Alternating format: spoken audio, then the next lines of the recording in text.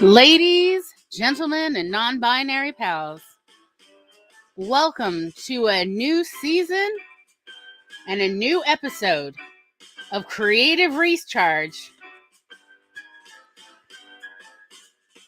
Today's guests and friends include Megan. Hello. Laura. And Tom. Howdy. Yay. Oh, yay, we made it. Hello. Hello. I love that we all have our greetings down. Yes. We've made it today. It's going to be awesome. Thank you all for being here on a new season. Hello, Cool Gamer. It's a new season of Creative Recharge, no matter what the intro says.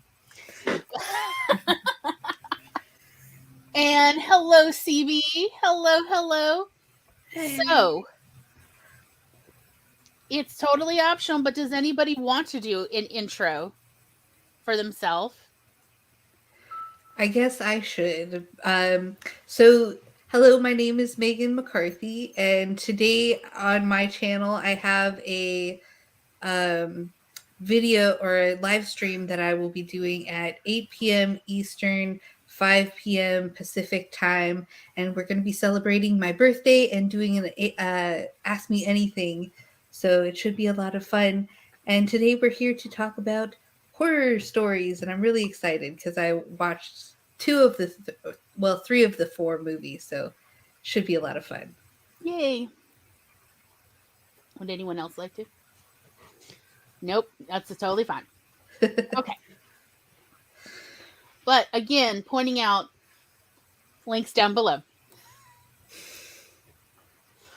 And Megan, do you have a link for your show later at, 8 p.m. Eastern time? Yes, let me put it in the chat. Let me just fire up my computer. Anyway, okay, so today we're talking about comedy horror show movies, specifically the teen trope ones that are feminist. There has been a conversation going for many years, in fact decades, about are horror movies in fact feminist? Or are most of them feminist? And one of the things that people pointed at is it tends to be that the only person who survives by the end of the horror movie is usually a woman.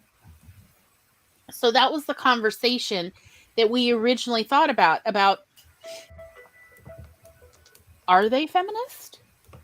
Because it does seem like there's a lot of, as we talked about backstage, so exploitation films, slasher flicks were definitely a part of that. Exploitation films in the 70s and 80s and even into the 90s. Thank you for the link, Megan.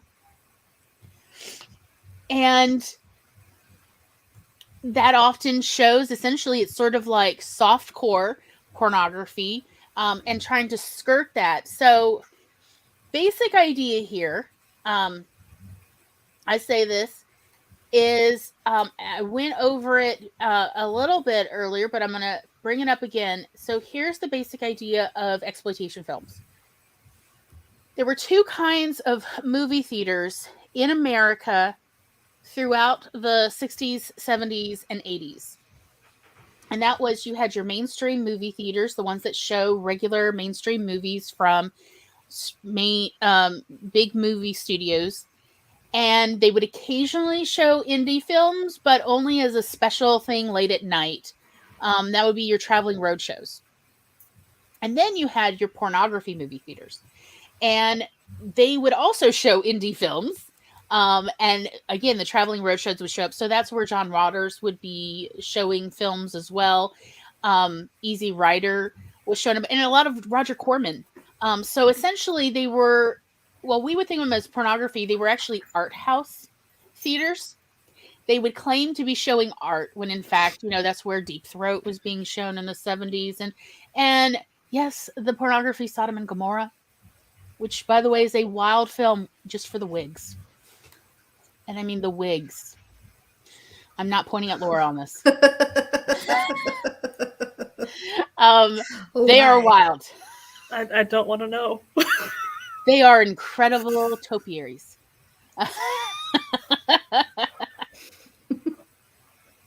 And they're old school films, so I definitely recommend. At least even if you just see some short scenes from it, invariably you will see the merkin wigs, and they are a sight to behold. They are definitely fake. I hope they're fake. Anyway, moving on. That has nothing to do with anything we're talking about. So you'd have your mainstream and you'd have your independent movie theaters, and the independent movie theaters would show pornography. But a lot of people did not want to be seen or anyone to know they were going to pornographic movie theaters. So mainstream theaters had an interest in getting their mainstream theater goers some movies that skirted that edge of what would be considered pornographic. And that's where these exploitation films came in. And included in that are these slasher flicks. It's also what was called blaxploitation. So movies like Shaft, Blackula, Dolomite.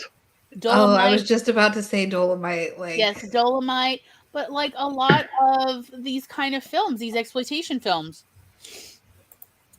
were also part of that, where it's like, I mean, if you've ever watched these, I've watched like Shaft and these films. There often in each movie, there's a scene where suddenly they come in on, like, they're doing a chase and they're chasing a criminal, and they end up chasing a criminal through like a bathhouse or an opium den or whatever was the equivalent, a hookah bar. Why is nobody wearing clothes, or barely any clothes, or only partial clothes? And it was, again, their selling point to mainstream theaters was, it's technically not pornography. It's soft core. It's showing skin while not showing penetration. And it always, in order to still be allowed to be shown in local conservative municipalities like the entire Deep South, as well as a lot of other parts of the country, it had to have this moral thread through the film that bad guys always lose. And who are the bad guys? Okay, we're back to the Hays Code. About, even though the Hays Code's over and dead in the 60s, still a lot of municipalities preferred essentially movies that adhere to the Hays Code. So this idea of, if you're using drugs, you're a bad person. So only criminals were using drugs, or shown to be using drugs. People who do violence, again, they have to be bad guys. And so we're seeing that in these exploitation films, that it's only bad guys that are being bad in the community. And so the nudity is okay because it's part of the storyline to show these immoral people and how they eventually are brought to justice, or at least that they're designated as bad. And that's why it's the hookah bar where people are supposedly using reefer. And that's why they immediately want to take their clothes off. I'm not saying I agree. I'm just saying that this is the implication given in the films, is reefer makes people act immoral. And so therefore we know these are all bad people. So we're not sad. We're told to not be sad if, say, any of them are hurt in these films. So that's like the idea of the exploitation films, is people are going to see them because they want to see pornography, but VCRs and Betamax have not become affordable yet. Well, VCRs, Betamax was never affordable. But they don't have a way to watch pornography without going to these art house or these independent theaters. But because they want to go to their main movie theater and just stay for the late show. That's the idea. And that's where exploitation films could make their money. So these exploitation films drop off the more VCRs become affordable and become popular in people's homes. And the reason why is you could then rent porn and take it home to watch so nobody would know. And that was, essentially the slow death of exploitation films. So that's really what happened. Later, we'll see in the 2000s sort of this resurgence of these exploitation film tropes, but they're not the same. So we see scantily clad, and we see this morality of, but it's only the kids who are, making out that are killed. But again, it's a trope. It's meant to hark back to these films people are already familiar with, as if they're giving an homage to it. And that is where horror films really established their genre conventions. Like, you need to have a moral thread through the horror film. Horror film fans are expecting a couple genre conventions. And yes, you can twist it, you can turn it, you can even throw those conventions away. But you probably, as a storyteller, need to nod your head to it for the reader. So let's say you don't want something overly moralistic, or you want to tell a horror story, but you don't want to tell it in this whole Christian idea, this evangelical idea of what is morals.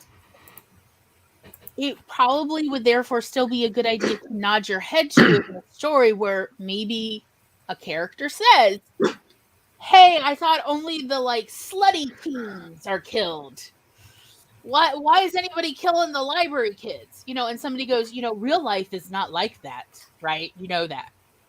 So all you have to do is tip your hat to it, but nevertheless, horror film fans, horror story fans, because we're writers. Although, who knows, somebody may make a film one day. You still need to think about what are the genre conventions that your readers, your audience are expecting. And to at the very least tip your hat to it. So that's essentially the basic idea of these. And then, because there was so much morality, but morals were changing because there were feminists. There were second wave feminists going, but what about women? But what about women?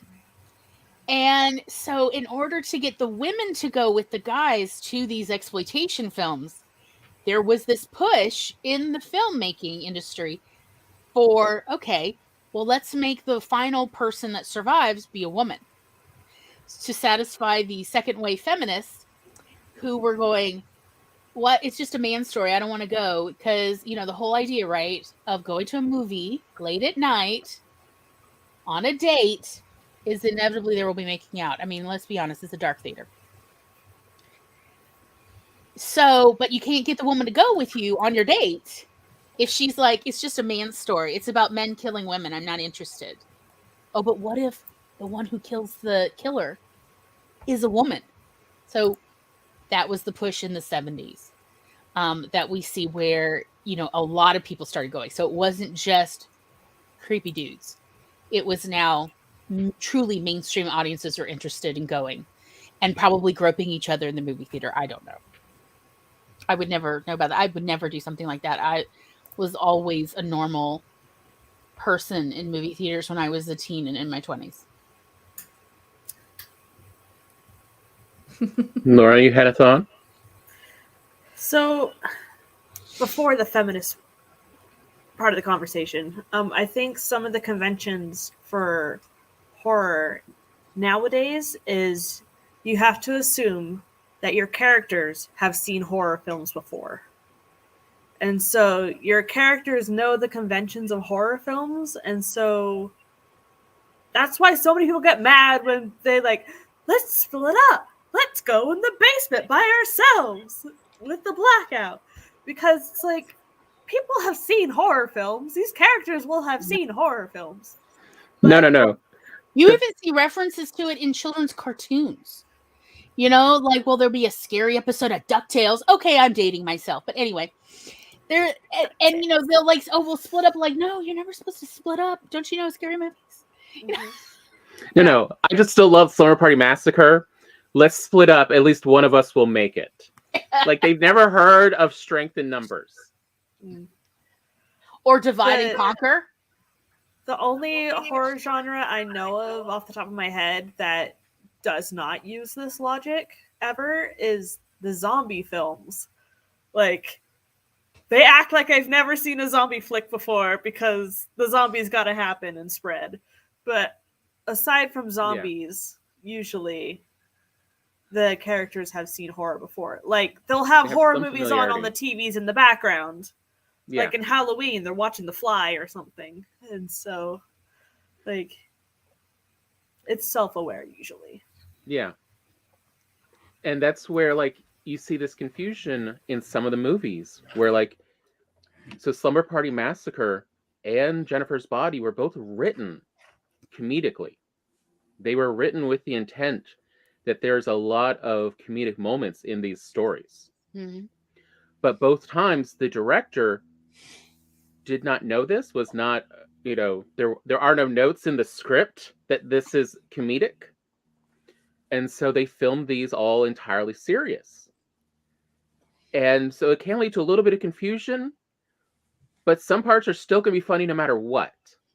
I mean, Slumber Party Massacre, there is a scene where one of the final girls is in the shop, you know, the dad's little, you know, fix-it area, and is trying to find a tool to attack the killer with. And it starts by picking up a drill bit, you know, that's like 3 inches long. And it's like, no. And is like going through, is like, obviously she has never seen tools before and has no idea what to use. Like, she picks up a screwdriver of like, this is comedy right here. This is some Leslie Nielsen, you know, Naked Gun type comedy bits that this director obviously just didn't know that this is comedy. This is comedic. They just filmed it as, you know, this happened seriously. But it's still hilarious. I mean, I think she eventually goes with like a skill saw, or not a skill saw, but a circular saw, and then runs out of distance on the cord. Which they show the cord. Yeah, it pays out. And I'm like, these people are too dumb to live. But in the end, I mean, a crowbar, honey, anything. Yeah.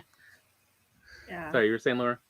I do want to make a point as well that not all horror films are exploitative and gory and certainly not anymore. Because that need for mainstream movie theaters to show your movie to satisfy a desire for audiences to see skin is no longer exists. Like, you know, people can get that anywhere for free now. Like, so I'm a bit of a prude, but I love horror. Like, we watched the movie The Final Girls, and you don't see anything egregiously nude. Like, the guys still have their underwears on. When one girl does lift up her top, the camera is here up. Like, it's okay. Some people can film in a way that it wasn't like those films that did show skin and showed quite a bit. Yes, there was a reason for it, and that was pretty much its selling point to mainstream theaters. And once that selling point no longer sold, it's pretty much stopped. And when they do it now, it's as an homage. So for instance, Final Girls, she lifts her bikini top. We don't see it because we as the audience, that is not why we're here to watch this film. We're not here to see the skin. We're here to see a reference to the trope because we know it from older films. But we are not, as the audience, this is not a selling point for us anymore. Unless it's Megan Fox, and that's all the guys in the audience want. And even though, like, even with Megan Fox, other than showing a lot of midriff, there wasn't a lot that they were showing of her. Like, it's an incredible amount of skin covered, Yeah. or somebody who's actively murdering and eating people. Like, you'd think stuff would get torn on her, but no. Like the only No. time there's full nudity, all you see is the shadow, Mm-hmm.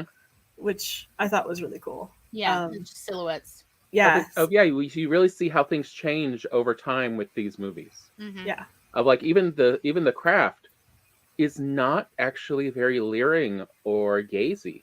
Mm-hmm. You know, I was joking with Glory of I didn't know you could run that unsexily. Where, you know, I can't remember her name, but you know, the main girl. Yes. Sarah is actually running, you know, in a white top. Oh, I did. I with said her arms to to her Tom, side, "Did you and it's go just like to that's a the worst school?" run. I was like, did this actor go to a school to learn how to run this way? Because, you know, I've heard about like Tom Cruise went to a special program to learn how to run like Tom Cruise. And you can tell because occasionally other actors will run the same way. So you can tell that they also went to the same training school to how to run. And it's because it looks so good in movies and it's so terrible if you actually run this way in real life. Apparently, I've been told. Yeah.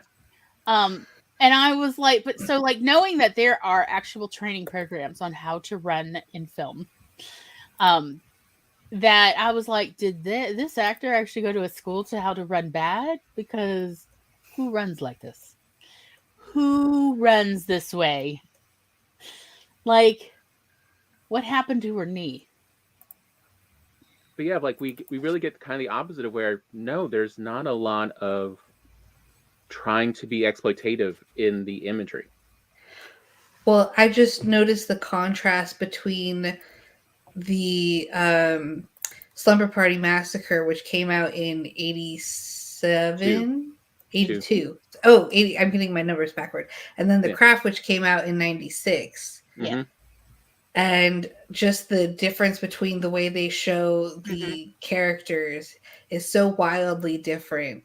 It's kind of stark when you think about it. Yeah, because with The Craft, the reason people are going to see that one is to feel a bit stronger and to, you know, watch people get their, you know, comeuppance in high school. That's its real selling point. Versus Slumber Party Massacre, its real selling point is salaciousness.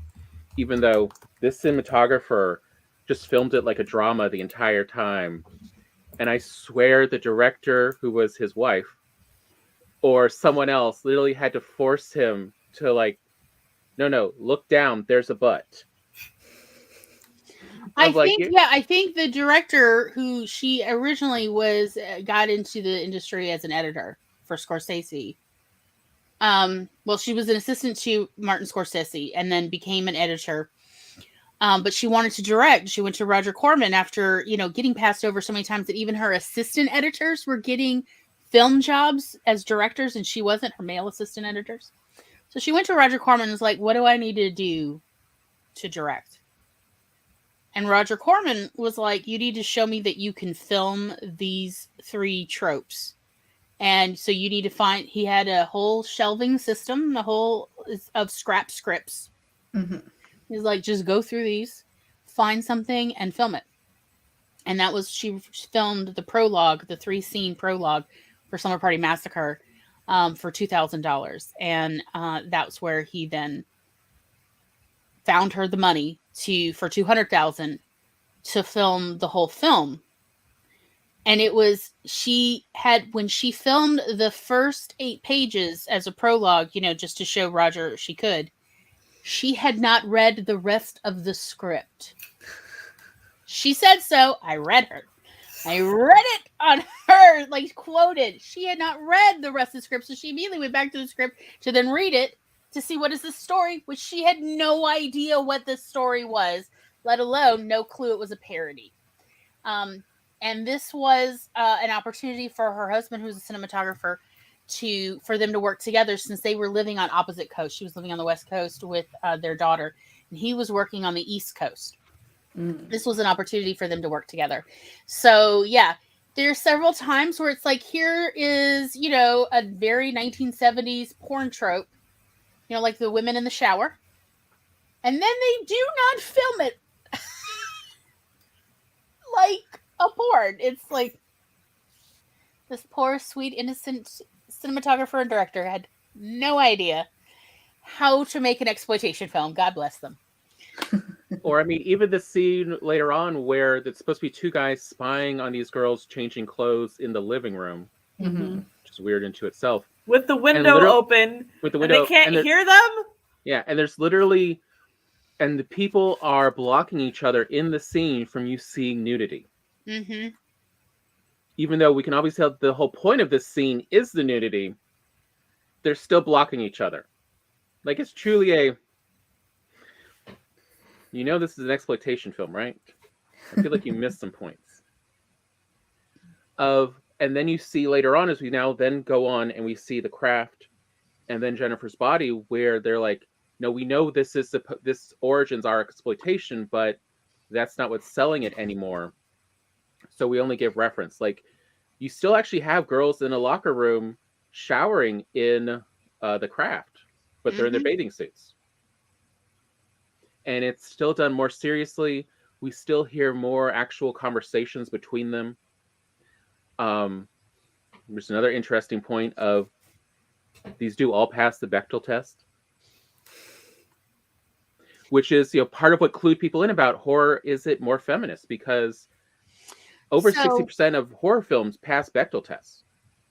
Even the exploitative films, even way back when they were trying to film skin in order to have them be in the late show at movie theaters, at mainstream movie theaters, more of these films pass the Bechdel test than all the other genre movies of the time period. More than the romances, more than the comedies, more than the dramas. These horror exploitative films, these slasher flicks and so on, were more often passing the Bechdel test. And this wasn't necessarily done on purpose, but there was an interest in appealing to women as a viewing going audience. So again, I thought that was really interesting that even before, the more modern horror films, the 21st century horror films, which I definitely do enjoy, these films were inherently feminist. Like it's sort of like in their DNA. They weren't necessarily intended to be, but they were. Also, there were a lot of women directing and writing these films in the 70s and 80s. And why? Because it pays the bills. Because you can always get this distributed. And you can also tell that they are a bit more, I don't want to say egalitarian, like they're not, even like part of them set out to be exploitative, they're not actually as exploitative, like the actors don't feel as exploited as they do in a lot of other ones, in that you can see that in Jamie Lee Curtis coming back repeatedly for this horror movie series that she hasn't needed to do in literal decades. But she's like, it's fun, people like me from it, let me go, I'll do another one. Yeah, sure. It doesn't make people feel worse for the roles versus like the permanent trauma caused by what is the Red Rum movie? Oh, The Shining. Yeah. Of what's her name? Shelley Duvall. Shelley Duvall. It was like Shelley something. Yeah. Of like, Yeah, she almost entirely quit the industry after The Shining. The only thing that brought her back was fairy tale theater originally, at least according to what I've read about, that she said. For quite a long time, she pretty much only did fairy tale theater, which is a wonderful series, by the way. Is that a children's show that was like her reading stories? Well, she didn't really read it. It was acted out. Like there were other actors. But it was based on a story, wasn't it? It was all based on fairy tales. It was run on Showtime, which is why nobody saw it in its original run. Oh, I said it. Because everyone had HBO. I used to rent those like every single week at the library because I we used to get them at the library. We have personally, we finally amassed the whole collection. And some of it is wild. James Earl Jones is in it as the genie for Aladdin and Frankly. He's amazing. Like Howie Mandel is in it, and I believe one of his finest performances. There, I said it. And like, of course, Robin Williams is Shade. the Frog Shade. Prince. Robin Williams, y'all, as the Frog Prince. I mean, there is so much bravery in the special effects to sell Robin Williams as the Frog Prince, but it works. And it's apparently incredibly low budget, but it's so much fun to watch. But that was what she did for years while dealing with the trauma of filming The Shining. Oh, she was also in Mrs. Pickle Wiggle, which I loved as Yes. a kid. I knew it. I'm like, but that's why she did all of those kids stuff, because the directors, like, it wasn't just The Shining. Although The Shining was essentially the permanent PTSD. But even the stuff before, the directors were very exploitative. They were very, just awful people in the way that they directed people. And versus you see, like, in a lot of horror, a lot of the actors keep coming back of like, no, it's fine, it's fun. We have laughs behind the scenes. It's for as serious as the filmed scene is, that's how unserious we are on set. Mm-hmm. And, you still see that nowadays. Like, it's not that exploitation entirely went away. There's still a bunch of that. Like, who was it? Oscilloscope does a lot of them. And I mean, there's definitely still plenty of need for further diversity in horror, of every kind. Like, I cringed at the end of Jennifer's Body when I saw the credits and it said Ahmet from India as the name of the character. Wow. Like, not Ahmed the exchange student, or Ahmed and we made up a last name for him. Like Patel. Like, I mean, you can't go wrong with Patel or Gupta, let's be honest. No, it's Ahmed from India. And I was like, oh, God. Again, I'm not blaming the director or the editor, the writer, or the cinematographer for that, or any of the actors, because they have no control over what the credits say. But it just, like, there is still, in horror, as a sub-industry, there is still plenty of room for improvement. It may not be sexploitative, because when we say exploitative films and we're referencing 70s and 80s, that's usually what, the like subtext of that is. Whether we're calling it exploitative film or the subgenre of blaxploitation, we're really meaning sexploitation. And when we say that, we're primarily meaning women. Not all of those exploitative films, though, were primarily trying to sexually exploit female characters. Case in point, a movie that took me literally years and years to get a copy of, Sweet Sweetback's Badass Adventure. Badass song. So banned, y'all. So banned. I could not find a copy for years and years as a professional video store owner.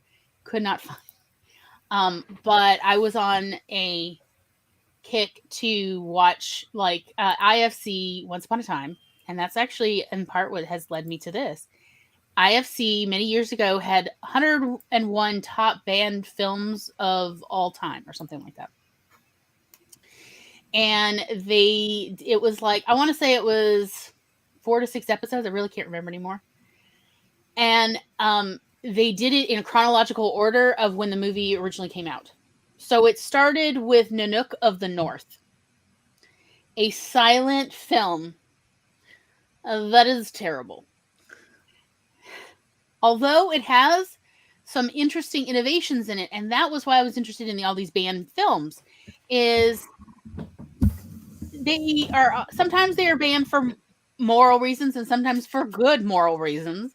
And sometimes they are banned just because they're ahead of their time. These innovations and these changes in these films, they still, essentially broke waves in the industry at large. And so I was interested in watching every banned movie they referenced in this. And also they had John Waters as one of their interviewees, and y'all know I love him. So I was watching this whole series, And they mentioned Sweet Sweetback's badass song, and how it was so banned and da-da-da. And the more I researched it, trying to find a copy, I found all sorts of strange things, like it was financed by Bill Cosby entirely. And when in the late 60s, early 70s, when they were asked when they asked Bill Cosby, who was a very already famous comedian at that point, his albums were, record breaking, where did you get the money to put in $50,000 to a film you do not expect to get your money back? He said pimping. Ooh. Oh yeah. So I was actually kind of interested in all these banned films because their backstories are really interesting. And that is where, again, I found out about Slumber Party Massacre, which is a widely banned film. In the UK, they insisted the name be changed to Slumber Party Murders. Because the UK, in order for it to be imported, they believe Massacre was too violent a name. So real Interesting. I know an even more risque name for a murder movie. As well as there's 11 characters who die in that movie in Slumber Party Massacre. And I would say that is a massacre. I would definitely say that's a mass killing. Halfway through, the murderer makes sure to tell the rest of the victims what the current body count is. Right? Yeah, and it's all done in less than 24 hours. This guy is in shape. I'm just saying. So all those workouts at the prison. Yeah. On the other hand, you can also tell how much of an exploitation film it is, and that the what do you call it? The writer was, only somewhat familiar with this because we're not quite given any reasons for the behavior of this murderer or any rules or anything. It's just the only thing we're given is that he's a psycho and that mental illness is suggested. Yeah. We know from the newspaper cover, the headline on the newspaper, that he had killed 5 before, and that he's escaped prison. In fact, he's apparently, as far as since Slumber Party Massacre is a series, and then had a spin-off series, Sorority Party Massacre. That's right. I did not know those were related when I used to carry them at the video store. I thought that somebody just grabbed the title, was like, oh, Massacres sell as a title. No, they apparently are actually set in the same universe. But since he is in, I gather, 2 different, Russ Thorne is the character, he's in both of these film series, he stands out as one of, the only villains, the mass murderers, who has no explanation of why he kills or uses a drill. A crazy long drill. Also a wireless drill back when the batteries didn't last long. We're confused. We have notes. Is it a magical drill? Yeah. Because this was before wireless. Were battery operated ones were really that powerful or lasted that long? Also, because presumably, doesn't he get his drill from the phone repair woman's van? Mm-hmm. So I don't think they're carrying top of the line, technology breaking. Maybe he carries extra batteries in his socks. These batteries would have been so huge back then, though. He has cankles. I did not see cankles when he walks through the locker scene. I was actually very surprised they showed his face. I'm like, this kind of ruins it for me. He's really not that. Again, that's the other part that's kind of odd. It's like he's not masked. Better. I agree about the Mike Myers one. What is it? Friday the 13th. Although I agree with the mask, so that as humans, we're just like, oh, it's just the face of evil, rather than getting, expecting a human response. It works.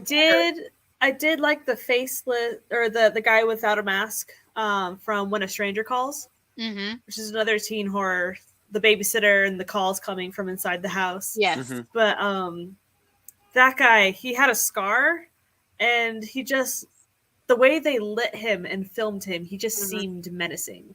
Yes. And like I've only seen the remake, which was really good, and they have like an atrium, and so they have him like whoosh against the glass wall of the atrium, and the shower thingy comes on, and the birds are escaping, and it's like, I am going to die.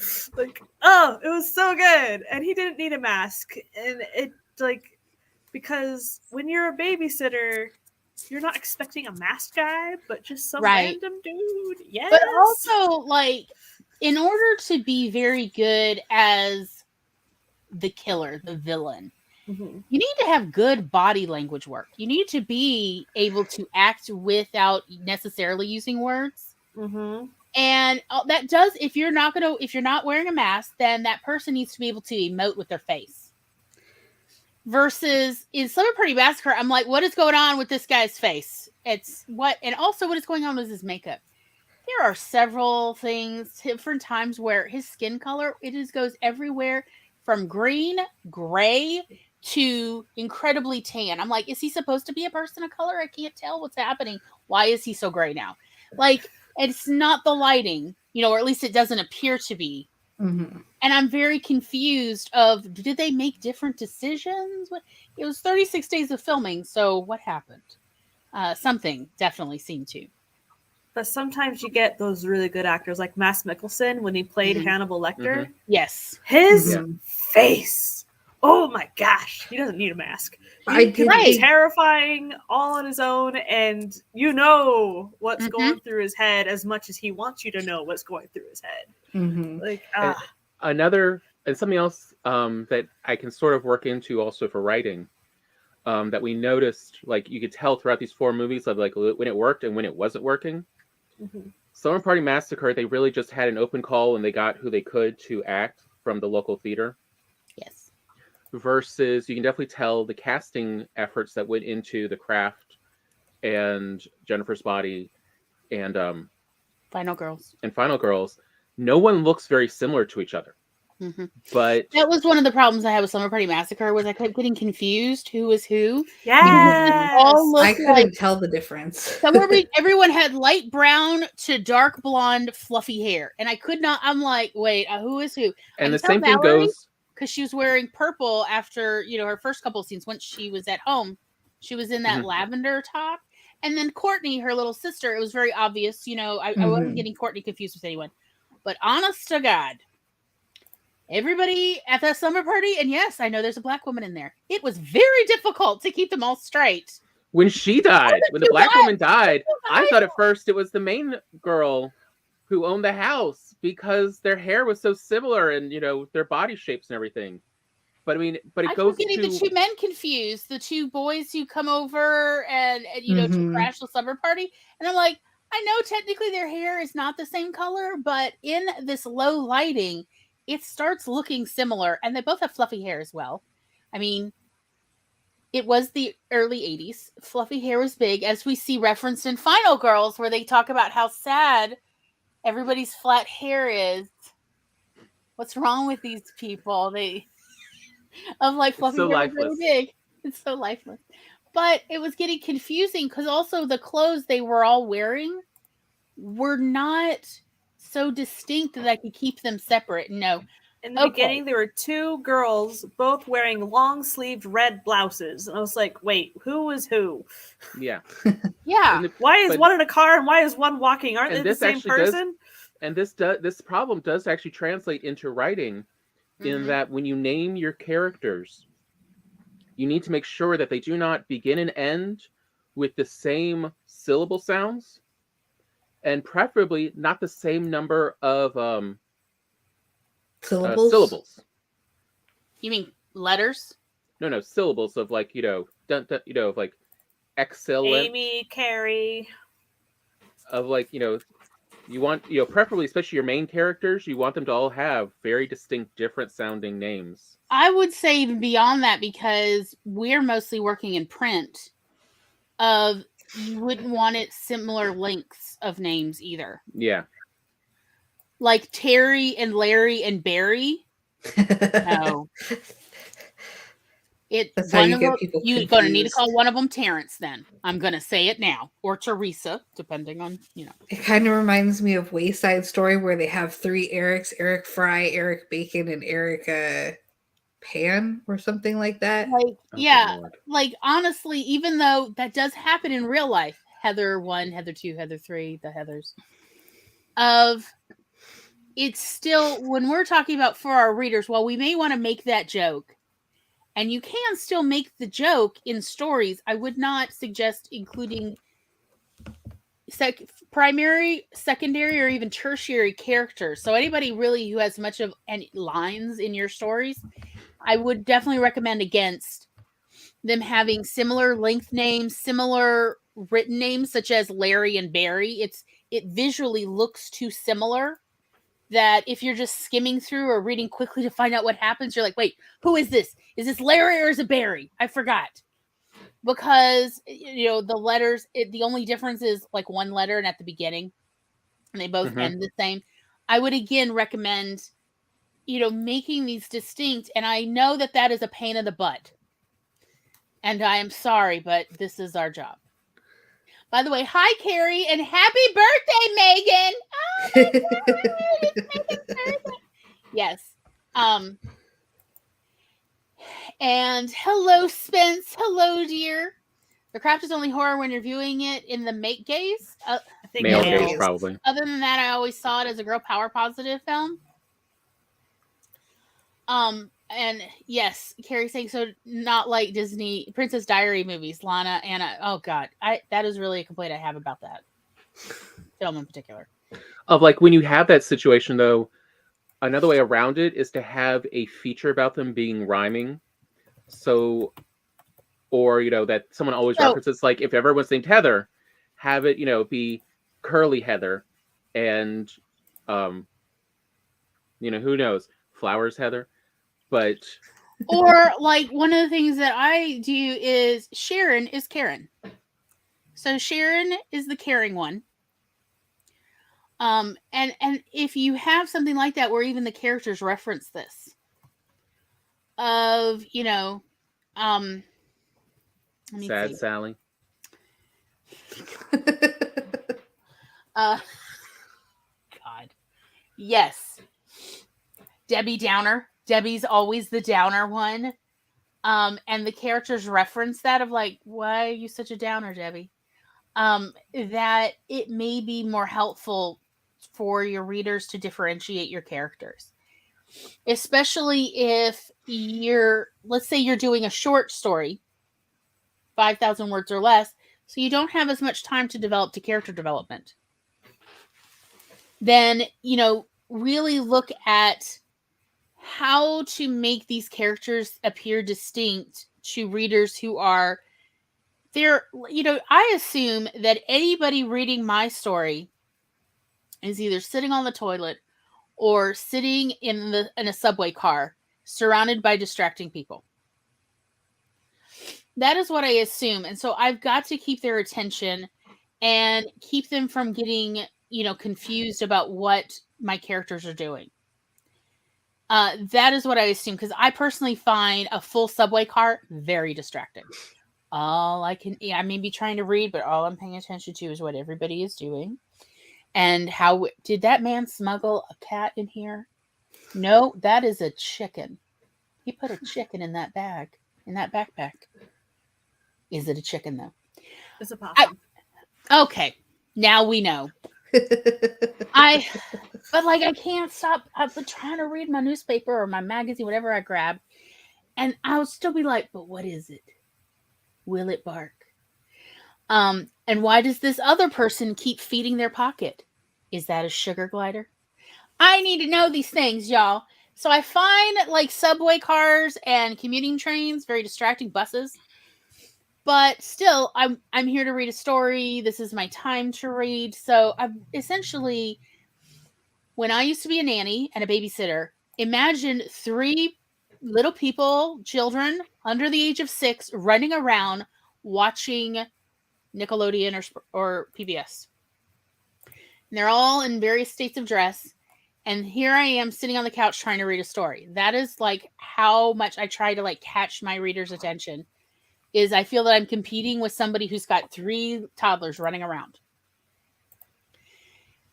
And so they're half paying attention to what I'm writing, half not paying attention, because you never know when someone's going to try to set someone on fire, or somebody's going to try to cover someone else in water or a bottle contents, you know. So, you know, they're always having to keep track. And I would recommend that, of like, just assume anybody reading your story is highly distracted. So how do you make your characters really stand out quickly? Other than, it used to be, they would say, the advice used to be, oh, well, you could give one of them an accent where their dialogue comes out in an accent. Number one, that is actually more difficult to read, especially if it's not the accent you are used to. And number two, be careful. You could veer on racist. So let's just not. Yeah. But yeah, I honestly just recommend against it, period, because it's more difficult to read. So you're not helping yourself in the end. But yeah, like, you're not helping your readers. Truly. So like, how can you make your characters just jump out on the page?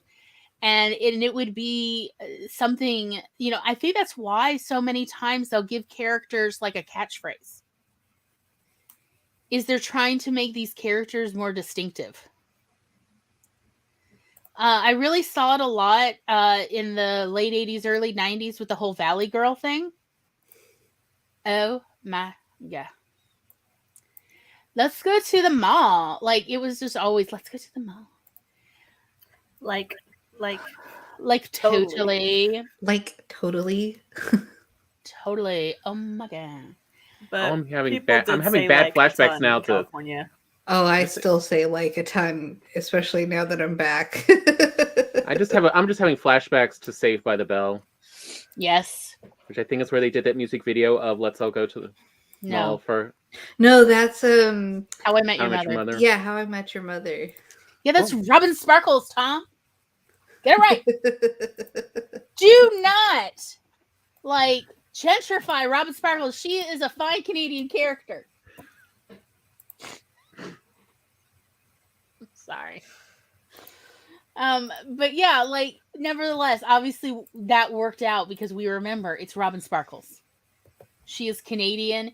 She was once a teen pop star. She sang a song, Let's Go to the Mall. Again, I think though that it does show how to make characters stand out. All of these facts are easy to recall because they seem to go together. Her obsession with the mall, her pop status, her name is Robin Sparkles. The denim jacket. The jacket. The hair. I could still see the hair, yeah. The hair. Of like, it all kind of forms, and it doesn't have to be a cliche or a stereotype. It can just where it feels right together. You know, so Stranger Things. Stranger Things, yes. The waffles. Everybody knows about the waffles. Or any of the other things. There's many. But just, if you can attach a certain little thing about a character to that character, some quirk, some interest and background, like, it's kind of interesting that in real life, people, especially young people, want to blend in with everyone else. They want to just be part of the regular. But what works for storytellers, for writers, is to have characters that do not blend in. I mean, look at the craft. They are all very distinct. Yes. Despite all the heavy makeup. You'd think all that eyeliner and they'd start blending together for us, but their costumes are distinctly different. Their hair is different enough. And the way they talk and what they each talk about are different enough that we can keep them apart. Mm-hmm. It really does help, because if you really look at the 4 main characters and you see them lined up once they're like in a quote coven together, you see them lined up side by side, they can look almost similar, but we don't have as much of a struggle to keep them apart in our minds because there's just enough differences about them, including the way they talk and what they talk about. So, you know, we're expecting philosophical conversations between Sarah and what is her name? Firuza Balk's character. What is her name? Anybody? Nobody? I'm so bad with names. I don't remember any of their Look, names. I only remember it's Firuza Balk because I loved Return to Oz as a child. And I was like, yes, I want to be that girl. But, like, we're not expecting the philosophical conversations with the two others. With Nev Campbell's character. Or, oh, y'all know I'm bad with names on a good day. I want to say her name was something like Michelle Michaels as the actress. I wanted to say Michelle as well, and I'm like, am I being cliche here?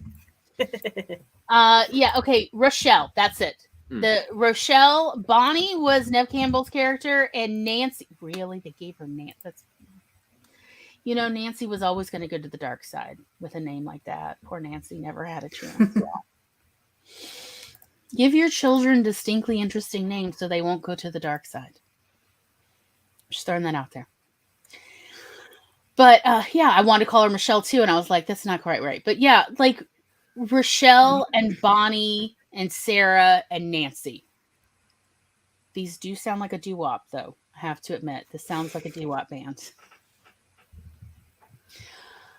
But if you think about these names, none of them quite sounds like the other. You know, we've got Rochelle, which we're all probably thinking Michelle because we're used to that, but something L. Bonnie, Nancy, and Sarah. None of them sound the same. None of them visually look the same name-wise. So this helps us keep them separate. And so I think that's a big deal versus with Slumber Party Massacre. I'm like, I don't know. I'm not even sure who's still alive and who's dying, Tom. I don't know how many have died. I was like, I don't know how many have died. I don't know who I'm expecting to come through the door anymore because they all kind of just look like they all keep getting murdered again. Like, I could tell Coach Jana apart, you know, even though she wasn't really that much older. But like her voice was a little bit different. Her hair was a little bit different. I could tell her apart. Versus all the other young women, I'm like, eh. Although we'll say, you know, bring up Coach Jana, like, nice to see an adult actually acting like an adult, a proper adult for once in a movie. I was so thrilled, like, oh, a competent adult. No, Valor, you stay home. I'll figure out something. You know, right. Do not endanger yourself. You're one of my students. I'll go over there. That poor basketball team will never be the same. It wasn't they that really good to literally with, won't. I don't think they have a women's basketball team anymore. I'm just gonna say. Did Russ just decide to pick them off because they were the worst basketball team in the league? Okay, so like I know it was a low budget film, and then we will go to break, but I just have to say while we're talking about it, I literally saw one of the clips they ended up using in the film. One of the women who's got the ball, she loses the ball. She's dribbling and she loses the ball. So a woman from the other team in the scene catches it and dribbles it back to her. And then they go on to like, when they're like, oh yes, we definitely needed a choreographer for this. Because when you are so bad at this, you can't control the ball. And I say this as somebody who had to practice dribbling a lot when I was young. Yeah, do your work, actors. Learn how to dribble a ball. It matters. In that scene, there was like one actress who was like really getting into it, like really blocking the, and it cracked me up. Yeah, everybody else was like, hey, I'm just here. Like, I'm just bouncing this and basketball. Like, yes, we're playing basketball. Like, yeah, like, that one's going to regionals. All the rest of y'all. Where's your all-star team to put this one on? I think that she must have probably played basketball. That's why she was like in the zone. But although yeah. I was surprised, the one girl actually started playing piano, and it looked like she was actually playing piano. Yeah, it looked like she was. I think she was actually playing piano. Yeah. But why? Why just sit down? All right, you know what? Why? Other than that just was the first time I'd ever seen somebody sit down and play the piano in a horror film. Again, that's how you can tell it's a low-budget movie. They're just using what skills do people actually have. Yeah, what do we got here, y'all? Pull out your grade 3 piano book. Here we go. Oh, yeah. I did like that, though. I didn't find it distracting. To me, it didn't even slow down the flow of the movie. I thought that actually worked.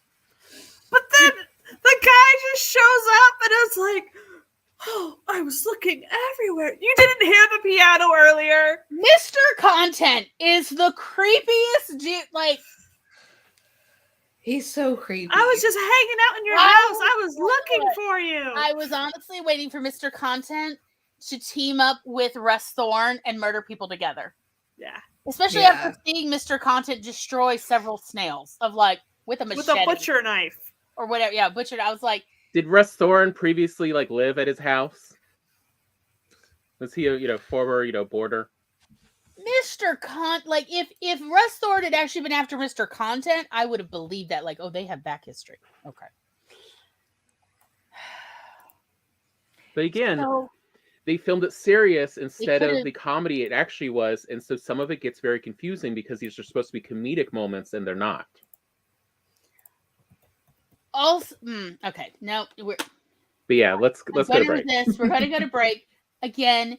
May I recommend anybody watching now or later on the replay, since we know we have so many people who do watch the replay, and we'd love you and thank you for this. Now seems like a wonderful time to make sure you have something to drink or a snack, and eat it before we talk about more horror. Raspberry lemonade. Pepsi. I have chai and I have a bit of juice as well. So may I recommend that it's a great time for a snack break. And when we come back, we will talk more horror. It's going to be wonderful. We will get into all the good stuff and the but why stuff. And yes, I will continue my loving rant of Slumber Party Massacre. And it is my loving rant of all of them because I love all of these films actually. But we will also talk about various feminist waves and how these movies are kind of an interesting way to side door yourself into better understanding feminist second wave, third wave, and fourth wave ideologies. Haha! Go learn something. We'll see y'all in just a few minutes.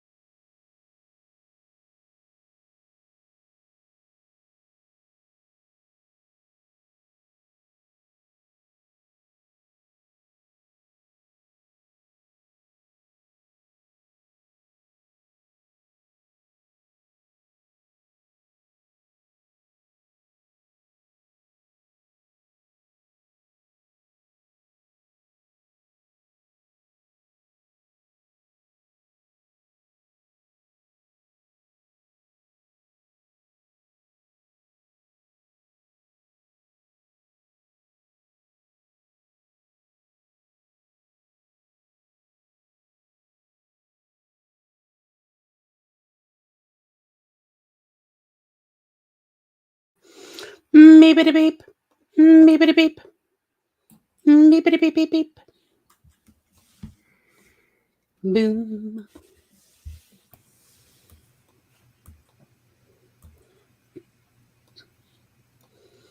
Food has been consumed. Yay. Very Woo, food. Hello. Hello, Jules. I'm glad Hello. to see you survive the grocery store pillaging. I said it. Enjoy the new poll. Ooh. Make me open YouTube. You could open it on your phone.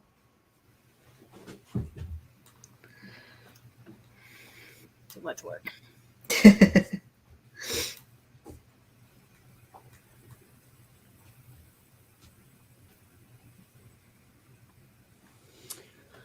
All right. So here we are again. We have made it. Yes. I thought since we're doing horror, probably, one of the big poll questions should be does horror need morals? What's your view on that? So there are many different flavors of horror.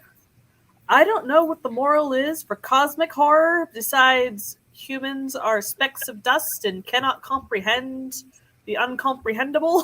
So, I don't see much morals in... Cosmic horror is that there is no justice. Okay. Justice is a concept humans have created. There is no such thing as justice. That's really what cosmic horror gets at. So, that's not a very happy moral. Nope. No, think and it can be quite nihilistic. Yes. I think it depends on whose morals we're talking about. I don't agree with everyone's morals necessarily. And I've seen horror where they don't use Judeo-Christian morals, where it is either more classical pagan style of, do you offer, this stranger solace? Beauty and the Beast. Yeah. And I've also seen ones where it's more structured, kind of like you see in a few East Asian stories, where it's, do you follow the rules? That's the actual morality is, do you follow the stated societal rules? I mean, let's be perfectly honest. I've really seen more in cosmic horror than in others. I have seen this idea of might makes right. And the more sociopathic, the, more Machiavellian of the humans are the ones who survive. So that is a moral. I'm not saying it's one I agree with because I don't. Yeah. But it is a moral. And so, yes, cosmic horror often, and I would say somewhere between maybe 70 and 80% of the stories I'm aware of do have this idea of where what they see as the two sides is not the elder gods versus the humans. It's more of the Machiavellian humans versus those who are trying to be more compassionate and accepting of general humans. So do you prey upon humans or not? Are you a predator of humans or not? And that is the moral debate in a lot of cosmic horror. And I have to be honest, there have been plenty of cosmic horror. And the reason why I didn't used to like cosmic horror was because it tended to see where it was no, it's perfectly fine to prey upon other humans. You do what you got to do. No. Which I disagree with. But I mean, I'm just saying, I've seen that a lot. And that was one of the things I found an off-turning about a lot of cosmic horror that I initially ran into. And so it really took Tom really bringing in a whole nother area of cosmic horror that I wasn't familiar with for me to find cosmic horror that I enjoyed, because I agree with the morals more about no, it's not okay to prey on humans even when you are dealing with elder gods or all sorts of monsters and so on. It's still not okay to sacrifice other humans for that. But it's also why you see people of color and those who are not in power in the society they're in more attracted to cosmic horror, because it does essentially go with the reality people learn as they get older and become adults of justice is a fantasy we created and we strive for, but it is not a guarantee. It is not like we are told in Sunday school that, oh no, justice always arrives in the end. No, it often doesn't. Mm-hmm. And cosmic horror deals with this and handles it unlike most others, where they're like, no, the great Sky Daddy will make sure it all works out. Mm-hmm. And that's why you see, the groups you see attracted to it. The great Sky Daddy. I love it. Hello, Eva, and thank you for letting us know that we're getting that Tampax money. I'm being silly. But it is nice. I am curious to see what are the commercials, if anybody does get commercials, just to see how our tags work. And I didn't get an ad today when I put it up. So I do have a question. Yes. So this is teen horror. Yes. Why is so much horror centered around high schoolers and teenagers? Is it because puberty and change, or is it just because, oh, let's watch the vulnerable get preyed upon? Or I don't know. Why is it's it sort of teen? both? It's teen and it's puberty. And and what is horror but the the change of the body from human to monstrous. Like, horror is about monsters. Well, I think horror can definitely attract teen viewers, teen audience, teen readers. Again, because they're going through their own monstrous change. Puberty is hard. And I say that as someone who really hardly had any of what most people consider the difficult parts of puberty. Most of my entire adolescence, I only ever had 2 pimples at any given time. I never, I lost my crap when I had 3 pimples on my face once. And I knew I was ungrateful. But then everyone else let me know. I mean, as Eva said, like, it's that ignorance. You are ignorant of the unknown, and horror is so much about the unknown. My hips grew in like 4 months, from regular child hips to they were constantly covered in bruises for over a year, till my proprioception of where my hips were like caught up in my brain. So you did not handle those stretch marks well either. Oh no, I did not. I was 11 with stretch marks on my hip. 11 and 12. It was really 12. It was 12. It was the first Gulf War. That's how I remember it. And I was knocking. I literally regularly remember that recliner, and I kept knocking it over as I'd walk to the kitchen. And I was so embarrassed. I was like so upset. As I said, I had hardly any of the negative stuff of adolescence, and I still didn't handle it great because my body was changing so fast, and I wasn't prepared to deal with it. By the end of 7th grade, everybody was paying attention to my chest. And that was the last thing I wanted, because my body was changing before my mind was ready for it. And to suddenly have sexual interest, both from my peers, boys and girls of my own age, as well as older teens and adults, it was so cringy, awful, scary. And I felt I really could relate to, what is the book? Metamorphosis? Mm-hmm. Mm-hmm. Wait. That feeling of waking up one day and you're a roach or something. No, that's right. Yeah, it's a roach. I felt like that because everybody had interest in me, but none of it was safe interest. And that's kind of how I felt. And so, yeah, I could see where that horror really would appeal to people, especially body horror, which is often what teens like. And I'm just going on when I had the video store, who was renting and what they were renting. Because as I said, we've mentioned before, we had a great deal back then in the early 2000s. 5 movies, $5, 5 days. And so we had an enormous horror section that we just kept growing because those were the ones everybody wanted. And looking at who was renting what, teens rented body horror. And when, we'd ask, why are you so into Cronenberg? And, all these other, and they're like, well, because like my body's changed and it's great to see something worse, because I know no matter how bad I feel about my body, it won't be that. And I'm like, really? Because I'd be like, but what if one day I hatch it and I'm a bug inside? And they're like, well, I'll have nightmares tonight. Thanks. It's a skill. It's a talent skill in our family. It is, yeah, it's a faint skill.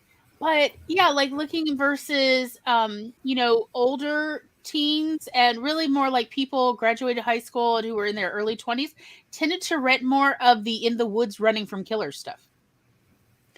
It was something we noticed. But then again, they were also like, senior high school and into early college age. They did have a tendency they're looking for spaces away from adult supervision. So where we are, that means you end up in the woods. Why, yes, there are a lot of parties in the woods. And so, yeah, that's a perfect setting for the killer is out there. But also, the other part you see about teens, there's two other influences. Like, you have to see horror as its development over the decades. Since horror really develops from the exploitation era, we wanted, young people. So you see it primarily as either high school or college, fed into that because you wanted young skin. Yeah, it's that co-ed thing. Yeah. And then you also saw it from, you want people who don't know how to get help from authority or that cannot get help from authority. As you hear so many writers complain about but if they're an adult, then, can't they just get the cops to help? And the answer is no, this is a fantasy you've been fed. And the cops are not there to help you when the serial killer is coming for you, as we've learned in many real life situations. But it's that fantasy. So we put them at an age range where they're unsure. They're ignorant. They don't know what is normal and what's not normal. But they're inexperienced, so they're definitely more susceptible to being preyed upon. Let's split up. Maybe one of us will make it. What? Like, you've not watched enough nature videos, of like with hunters and predators, like lions and zebras. Yeah, gazelles, sheep. None of them do well split off from the group. Well, no one listens to teenage girls. Like, that is just, everybody. Everyone knows that. And it's a great way to ramp up that horror of you're not going to be listened to. Like, we saw that in Jennifer's Body when she was trying to convince Chip about Jennifer, and he was like, "No, you're losing it," and she was like, "No," and she couldn't convince him. He later was like, I regret not listening to you. You were right. It's like, yes, listen to the teenage girls. It's so hard being a teenage girl when society is like, anything you like is trash. Twilight is trash. Anything related to teenage girls is automatically trash. Oh, everybody's calling everything you like basic. Yeah. Like yes, there were problems with Twilight, but still. But people were like that with the Beatles, because that was a teenage pop band back in the day. Oh, yeah. And Beatles are only recognized now because the people who liked them as teenagers are now the ones in charge. But it used to be like, oh, the Beatles. Like, that's how it was in the 70s of, oh, the Beatles. That's why they were trying to remake their image, was they were trying to get away from that teeny bopper thing, because nobody listens to teenage girls. Nobody takes teenage girls seriously, particularly the 20th century. Not like the 19th century people were taking teenage girls more seriously. They were not. But I'm just saying, like, compare with the 21st century where, why, yes, just in the last 10 years, we've started listening to women, particularly teenage women. Yeah, like with Jennifer's Body, the director and them were talking about how the test audiences were all geared toward men. And so it had really bad feedback because they wanted more skin in the movie because it's Megan Fox. Mm-hmm. And so when it came out, there was actually a clip I saw where they had a panel at a Hot Topic, and all the girls were going crazy for the panel for Jennifer's Body. Like, oh yeah, it was marketed to the wrong audience, and definitely. Like, it has since found a following now that the audience has found it. Yes, but yeah, and that's like, the cult and classic all of syndrome. these films are cult films. These are all of, including The Craft, all of the 4 films that we listed below in the show's description. That we're sort of talking about a lot of horror films, but we're specifically talking about these 4 of Slumber Party Massacre, The Craft, Jennifer's Body, and The Final Girls. In part because they all have serious cult followings. And like I saw with the video store again, in the early 2000s, The Craft had an incredible cult following. We used to play games at the video store. Maybe we should have had more oversight, but I was getting a degree in psychology, so guess what? We played games where we would take a movie that was very popular out of its genre section and put it somewhere else and see how long it took for anyone, whether it's somebody looking in that genre section, to go, this movie doesn't belong here, or somebody going, where's the movie? It's not in the genre. I keep coming back and it's never here. And going, I don't know, look around. People misshelf things all the time. And see how long we did this all the time. I remember we used to do this to The Craft because we're terrible people. I don't know what to tell you. Like, where was it? We used to put it kind of close. What was that section? Was that that wasn't the children's section? No, we put it in westerns. Oh, that's right. We used to put The Craft in westerns because it looked kind of like what was that movie? Not Butch Cassidy and the Sundance Kid. It was Tombstone. It had a very similar cover. The copy of the VHS that we had for The Craft looks very similar to Tombstone, where it's 4 bodies, standing there like they're walking forward. Mm-hmm. So, and then there's like thunder and dust and whatever, weather. There's weather behind. Let me put it that way. So in the back of people's brain, when they're scanning covers, they're going to think, oh, it must belong here. And we would do this all the time. We would place movie covers that look similar but are drastically different genres together in different sections and see what would happen, just for funsies. Sometimes it meant people rented movies that were out of their genre and found out they loved stuff in a different genre. And that was part of why we did it, but part of it was just to mess with people. Because we could go, oh, someone must have put it there. But yeah, The Craft was very popular. I mean, it did make a lot of money at the time. It was, unlike the other 3, it was an actual box office hit. In part because it was marketed correctly. People knew what they were getting. They were getting teenage girls. It was PG-13. So no, you're not going there for nudity. You're not going there for major violence either. You're going there for, teenage girls, witchcraft. Who hasn't been in this situation? One of them's a new girl. Something's going to go wrong. We'd put Slumber Party Massacre in the romance section sometimes. It's amazing people recognize that movie offhand. Well, I put it next to, what was that one? Not Beach Blanket Bingo. So one with Doris Day. Pillow Talk. I'd put it next to Pillow Talk. Such a good movie. Yeah, it is a good movie. So I'd put there, we put stuff like The Owl and the Pussycat. We'd go put it in the kids section. We'd move them all, like, not like a lot of movies. We would just, every genre would have one movie in the wrong section. And this was the fun. And then whenever it was somebody's new shift, it was your choice whether you left it there or you moved it back and you moved something else. So pretty much every section had in it one movie that did not belong. And it was usually in the first 3 rows. And every clerk knew this. And it was your choice if you let that stay. Sometimes people would, like all the clerks would essentially let one movie stay in the wrong section for like 3 days sometimes. Or whether you moved it back and then you moved something else and played around. That was what we did for fun. And also because we were curious who would notice what. It was a way to get people to see movies that they didn't think they'd like, but we're like, we feel like, you know.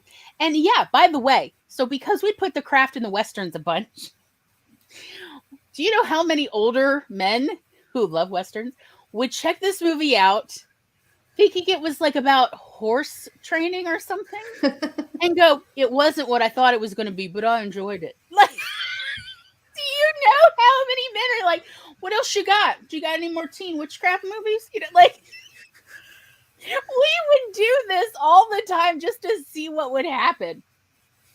For realsies. We put the Fox and the Hound in police dramas. You never know what you're going to get. We would have all sorts of fun.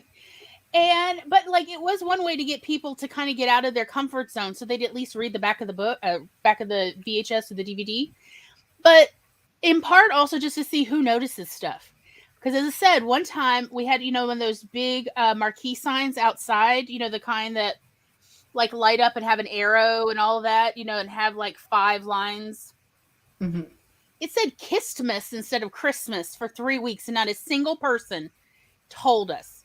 We had literally hundreds of people come in the video store, and they all had to see that sign in order to park their car.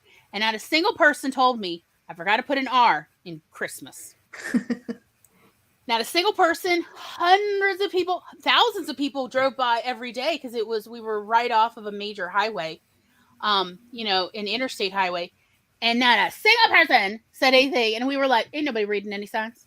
We just put what we want. So we started messing around with signs throughout the store. We'd make fake signs. We'd say, please attend to all your children. Unattended children may be sold for profit. No refunds. And just wait. And we would hide that in the horror section behind the movie. So several horror movies would have to get checked out before you'd notice the sign. And to see whoever reads the sign when they grab one of the horror boxes. And it was just like, just put little Easter eggs all around the store. You never know what you're going to get. If you found a movie sectioned, you know, like, oh, this is in the wrong section. If you asked, we give you 10% off any sales. So if you want to buy candy or something. Nice. So if you found one of our Easter eggs, you could get 10%. But honestly, if you just asked for 10%, you could have it off. We didn't. If you're like, hey, I'm in the military, you have a military discount? The answer is there's 10% off all sales, no rentals. You know, no discount on rentals. But there's 10% off all sales. So, like, you want to buy a soda, you can get 10% off. You want to buy something in the back room that's for sale, you get 10% off. So, anybody who asked got 10% off. So, yeah, if you found one of the signs, you're like, wait, if I leave my child here, you will sell my child for profit and no refunds? I'm like, I can't tell you how much we'll make off your kid, but yes. Do you wish to sell them? And they're like, maybe I will leave you. Like, can I trade them? No trades. We would joke around. We weren't trying to actually sell children. But the moose downtown had a sign that read, welcome to the... Oh, dear. So, yeah, like, we were all with the time playing around with people, like, with these sort of things. And also because the covers, every year has different movie cover conventions. So we were doing that, but yeah. I think teen main characters have an excellent way into horror. As well as, again, that exploitation thing of teen bodies. It's unfortunate, but it's true. People want to see young people bodies. Nobody's, not nobody, but not as many people are getting in line to see much, much, much older bodies, especially back in the 70s and 80s. That wasn't the type of exploitation they wanted to see. But also, I think it does open up a lot of story opportunities with young people. I think that's why Goosebumps is so popular, is because, again, when you're young, your world changes so quickly. And you're inexperienced, so you don't know what's normal or not. I mean, is it normal for there to be living sponges under your, kitchen sink? I think not, but you never know. Right? Because you're young, you don't know. Is there something our parents have forgotten to tell us all these years? Right? Yeah. Or wasn't there was a Goosebumps story where some of the kids started turning into dogs? Yeah, something like that. Because these were for parents who wanted children but couldn't have children. And so they genetically modified dogs. And some of them, it wasn't staying. They were like 10 years later, it wasn't quite sticking. And so some of them were reverting back with ears and everything. And I mean, like, you're a kid and you think, well, this is, pet the dog you have. Nope, we're not playing right now. But you think, this is the world I know. But what if I don't know enough? Because, like, as a kid, it's not unusual for something new about the world to be revealed to you. Like, did you know that once our country went to war with itself and a lot of people died? And we don't talk about it every day? That's kind of mind-blowing for kids. I mean, there's a lot that's really surprising to them. We've had not one, but 2 world wars where the war was all over the planet, and we did this twice. Like, that's kind of mind-blowing for a child, even a teenager, right? It's like, and we don't talk about it every day. I mean, the History Channel talks about it, but no one else talks about it every day. Jill says, teens, we expect them to be stupid / impulsive enough to go into the dark, mysterious room that smells of blood. I mean, Jules, I don't know what grade you teach, but I have taught teens, and I'm going to tell you right now, I've literally had this problem with children, with teens. They just...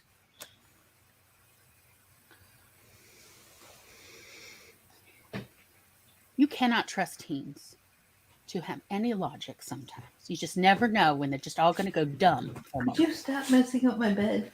Eva said, wait, what is it? Eva says, I miss having to go rent a movie. That's all, that I miss it. Streaming has ruined recreational fiction for me. I understand. Princess. I say, Gloria, you wanted to mention, the part of this whole movie thing was to discuss about feminism. Okay. And the discussions that horror brings up in it. All right. I wanted to do the first one because I feel like, as the oldest person on this panel today, I know I'm not the oldest in the chat. I respect to y'all, but I wanted to bring up exactly. Are you singing it? We don't talk about that stuff. Anyway. Okay. I wanted to mention, so my mother was a feminist before she had kids. And let's see. So Tom, was born in 82. So this would have been right around 83-ish. So Tom was a baby. Tom was like a baby.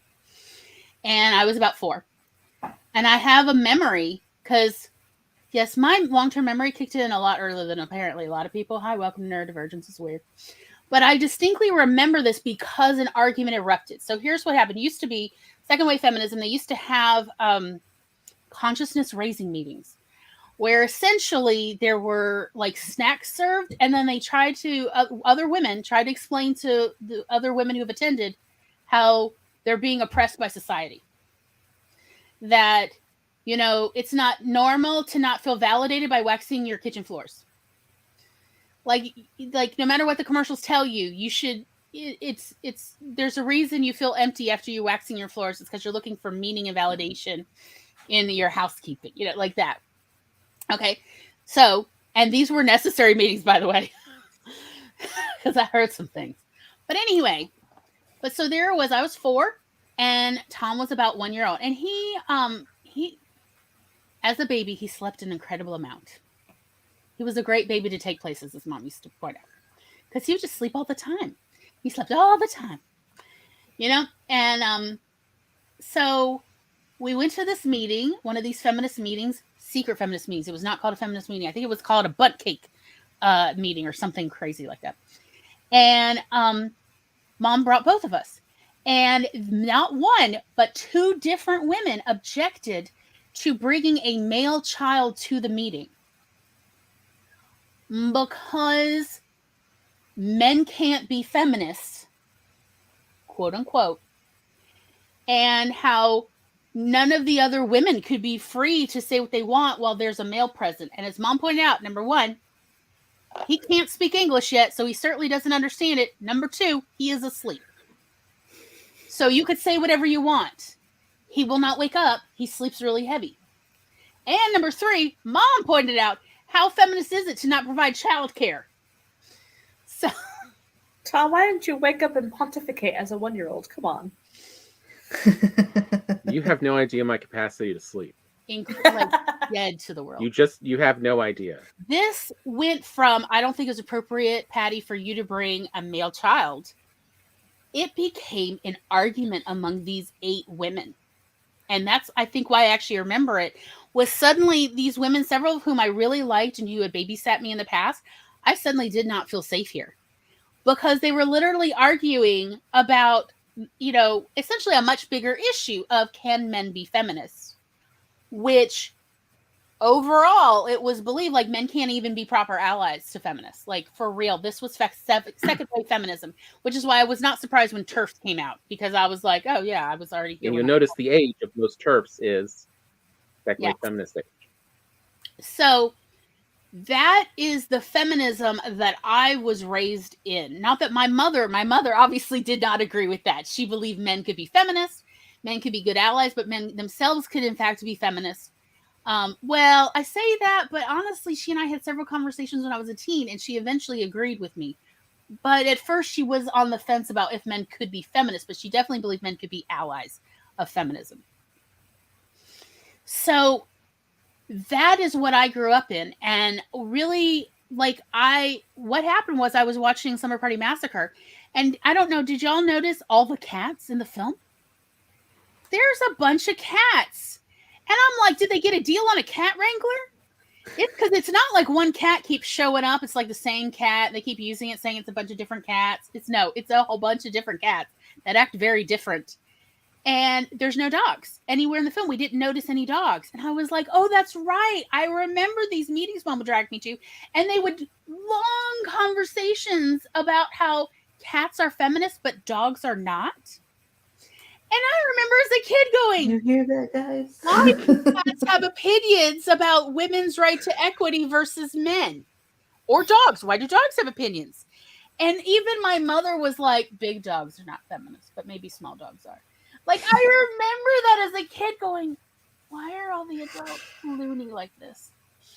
But that was normal. And there's actually still, if you look at archival stuff from like archive.org from feminist stuff, there are books. There are essays about how cats are more feminist than dogs. What?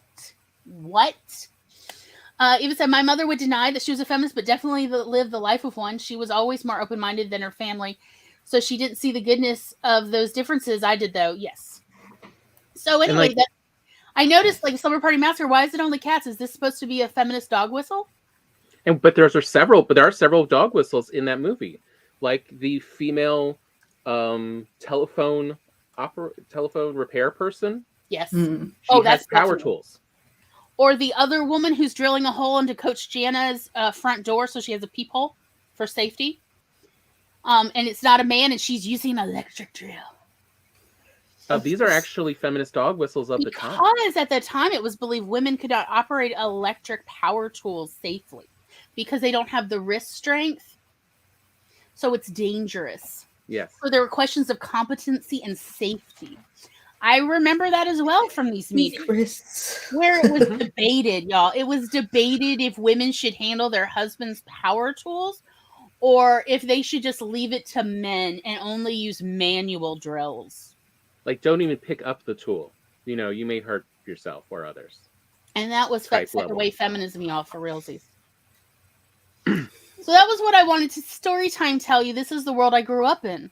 I grew up in this very strange concept of what is feminism. And then I grew through third wave feminism with the start of Riot Girl. And I kind of liked third wave feminism because third wave feminism, from my personal perspective, I'm not saying this is definitive for everybody. I'm just saying from my perspective, third wave feminism said, You can be a woman and hang out behind stores near dumpsters while people smoke and it not mean that you're turning tricks or doing drugs. You could just be a woman back there, smoking or not. And I like that because if you want to get the real dish on something, you go out by the dumpster when people are taking breaks. You want to find out when the real sales are. You want to find out if somebody can give you their employee discount, whatever it is. You go by the dumpster and you wait till somebody gets on a break. Also, my mother introduced me to dumpster diving as a child, so you never know what you're going to find in various stores' dumpsters. I'm just throwing it out there. So I liked third wave feminism for that, but then again, I had issues with the exclusionary things. Again, can men be real feminists? And there was this discussion about, can you be safe among men who claim to be feminists? It was evolving, but this conversation was still going, and I did not like the conversation because it implied that something about biology or gender makes one group unsafe to another, and I just deny that rather than culture. And that's also sort of where we saw like The Craft. If you're familiar with that time period, you see it's actually a conversation going on between second and third wave feminism. It's not purposefully doing this. It's simply that's what's going on at the time. And you see in Jennifer's Body, it's actually third wave with some conversation about what would become fourth wave. Like it is sort of 3.5 because you see all the male characters emasculated before they're killed. Like Jennifer specifically says that she wants that fear. And that she wants was to dominate them. And that's what fourth wave and that's what fourth wave is actually talking about of the why do we still require these gender norms of both genders? What's wrong with just being a person? Mm-hmm. And that's where it broke off from third wave, which said, no, we need to be just like the men. We need to be just as dominating and just not care about others. And the problems of that. Of how can you have equity when you're still saying one is lesser than the other? Whichever direction you want to take it. Versus you see in Final Girls, which is definitely fourth, there is a lot more equity. That we see them dealing with the second wave views in horror films of the 80s versus the now of it seems pointlessly gendered. Why are we even gendering this? Who cares? Why are we gendering these roles? Let alone, I don't get it. Mm-hmm. And at the same time, we see these characters, like, no, they can just be themselves. They don't have to. They do actually sometimes act against their character. I think of the four, the Final Girls was my favorite. It was my favorite as well, to be honest. It's just so fun. Yeah, I just thought it was fun. To me, it is a love letter to the horror genre, and I love it for that. Also, it is not as gory as many other horror movies that are supposed to be love letters to the genre. So, because we now actually scientifically know that females see red very differently than men do. Hello, Maggie. We know that a serious part of our population sees red as very bright, very eye-catching compared to the other part of the population in a general sense. And it has to do with how brains are wired. Like it specifically has to do with neurology that makes red stand out to a significant part of our population versus a significant part of the population in fact sees it like you would see green versus blue. It's just sort of, it's in there, but it doesn't just scream at you, hello. So gore can look very bright to a significant part of any human population. And that's something to keep in mind when we talk about some people are squeamish. It may be that their brain is just wired to see red quite bright and eye-catching, and that it excites their amygdala much faster than other people. So it's like sensory overload almost. Yes, exactly. So again, it's not to say like I'm not trying to be squeamish in it, but that red really is bright to me. You know, when there's buckets of blood, I can't ignore it. I may want to ignore all the red and tell myself it's paint. And I know it's not real. They did not go to, you know, the Red Cross and say, hey, got any you're not using? They didn't do that. But it's so artistically splattered. So you know, beautifully some of them. splattered. Yes, I love the blood splatter in Slumber Party Massacre. I was like, so artistic. As well as at the end of Jennifer's Body with the wrap-up montage. Mhm. Oh, that was some yeah. artistic in the hotel room. Mwah. But it's still, I cannot ignore it. It's very visually alarming to me.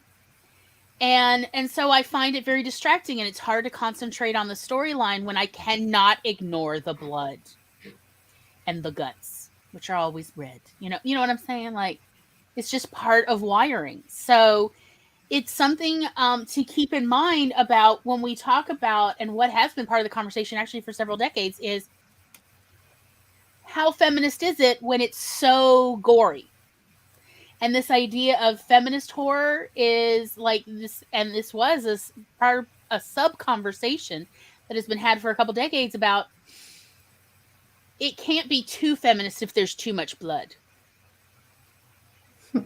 Because again, that a significant, part of the population, I don't want to say by biology, but let us just say approximately half of the human population sees anything red, whether it's blood or not, sees anything red as truly standing out. Now, why is that? There are theories about, gathering berries and so on, because often the very edible ones are redder. So, but we really don't know why about half of the population sees red as incredibly bright and alarming. And it literally, even when you're used to seeing it in image scans, it actually does excite the brain, even when the person is used to see it. Like, say, a scene from a movie that they love, but there's lots of blood in it. It'll still excite that part of the brain of, hey, should we be alarmed? It still does that because it's at a, very basic level. It's just part of neurology. Well, I mean, they are finding that, women are evolving a bit for more red differentiation. Because the cone that codes for the red area, there's a alternate version and it shows up only in women. And we're starting to see, because, there's two X chromosomes, where you can have both alternate versions at once. Mm-hmm. And it does actually expand your color vision a bit as to how much red variation you can see. So it's just something to be mindful of in the conversation about what is, like we literally looked up the definitions of various waves of feminism, because at a certain point we're like, oh, wait, I don't remember which part is which. In part because we've lived through quite a significant amount of feminism evolving in a relatively short period of time. I want to point out, first wave feminism took 70, 80 years before second wave sort of evolved beyond, and we've gone from second wave to fourth. I've even seen articles on the internet claiming the sixth and final wave of feminism. Honey, no. No.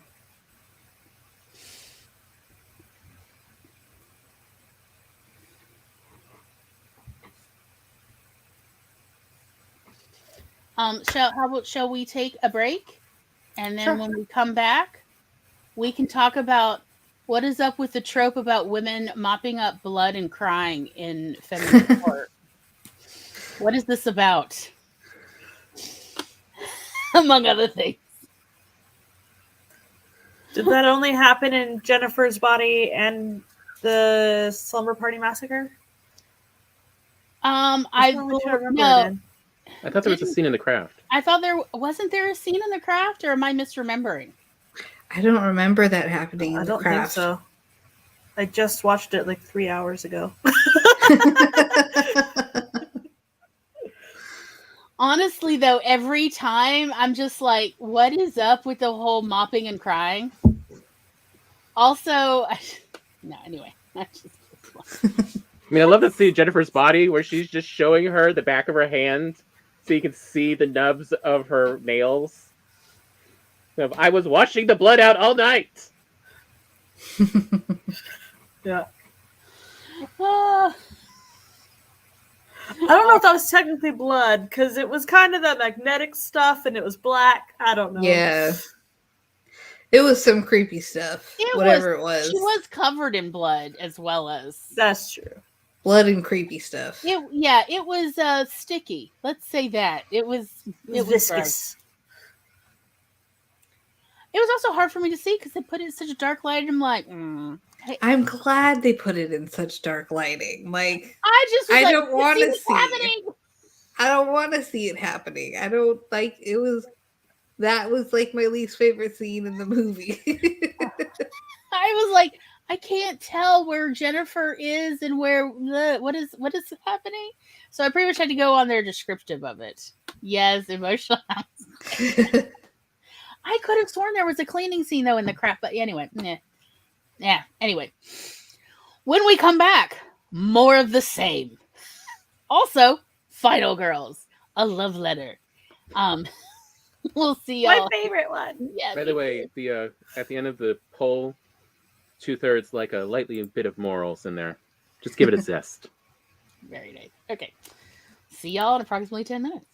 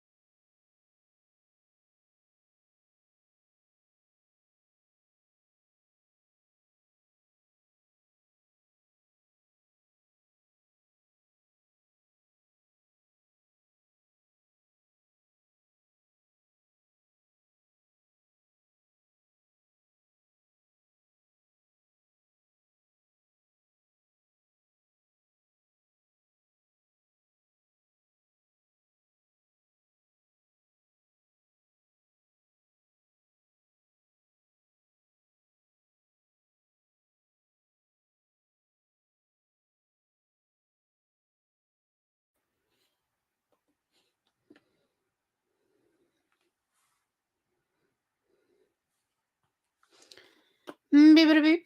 Bibbidi beep. Bibbidi beep beep beep. Bibbidi beep.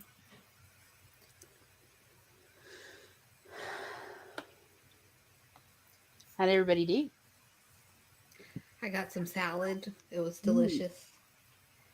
It has like tortilla pieces, chip pieces on top, and guacamole and some sort of dressing that's delicious. I don't know what it is, but it's really good. Journaled. Still journaling. Okay. Really fast. No, it's okay. You take the time you need.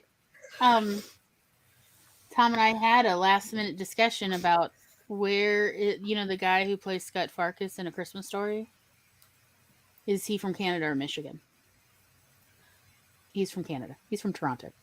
I was like, with my last 60 seconds, I will quickly. You're muted, Tom. There you go.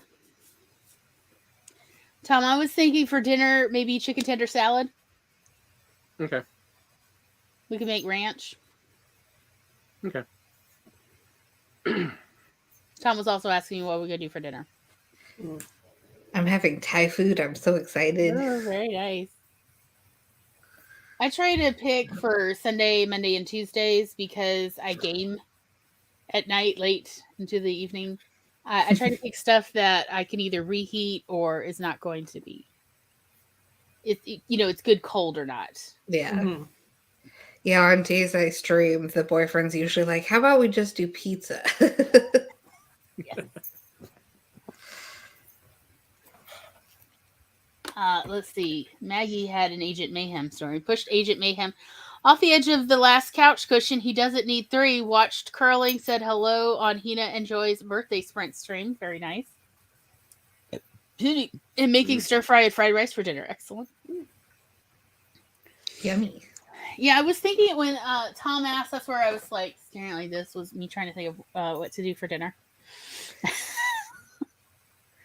And so I was like kind of getting towards salad, and then you said salad. I'm like, yeah, we're definitely okay. We're gonna have salad because I like the whole chicken tender salad thing. I know it's a weird, very American thing. I don't care. I like it. So, all right, where were we? Where The were we? final girls. Oh yeah. Carrie said I made encore chicken parmesan and spaghetti. Sounds delicious.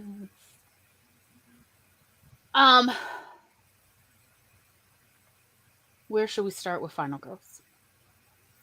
It's funny. It's good. I liked it a lot.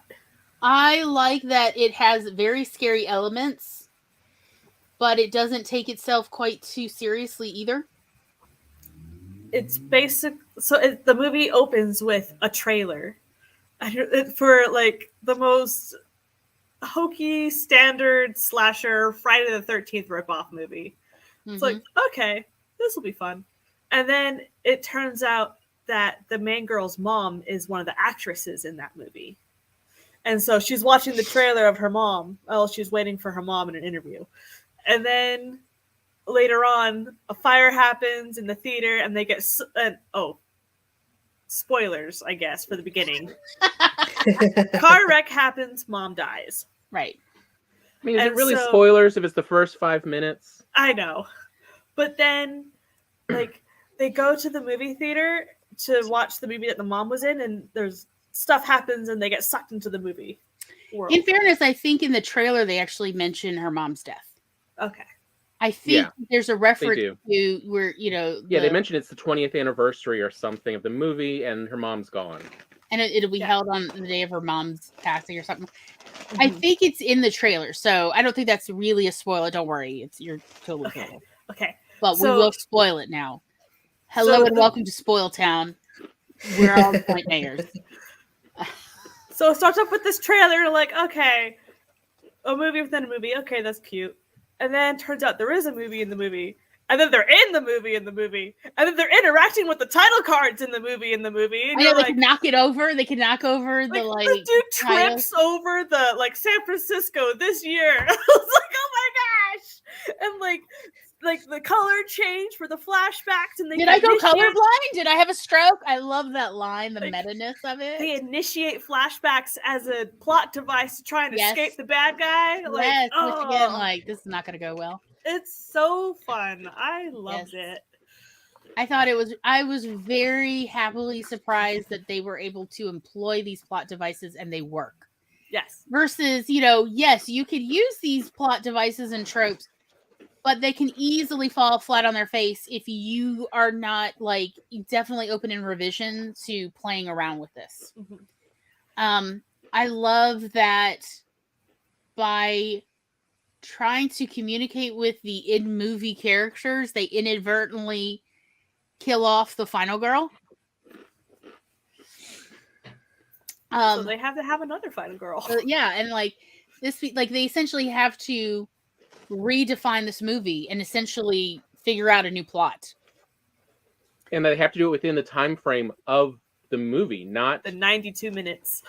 Yeah, not within the in-movie time, but the actual running time of the movie. Mm-hmm. Mm-hmm.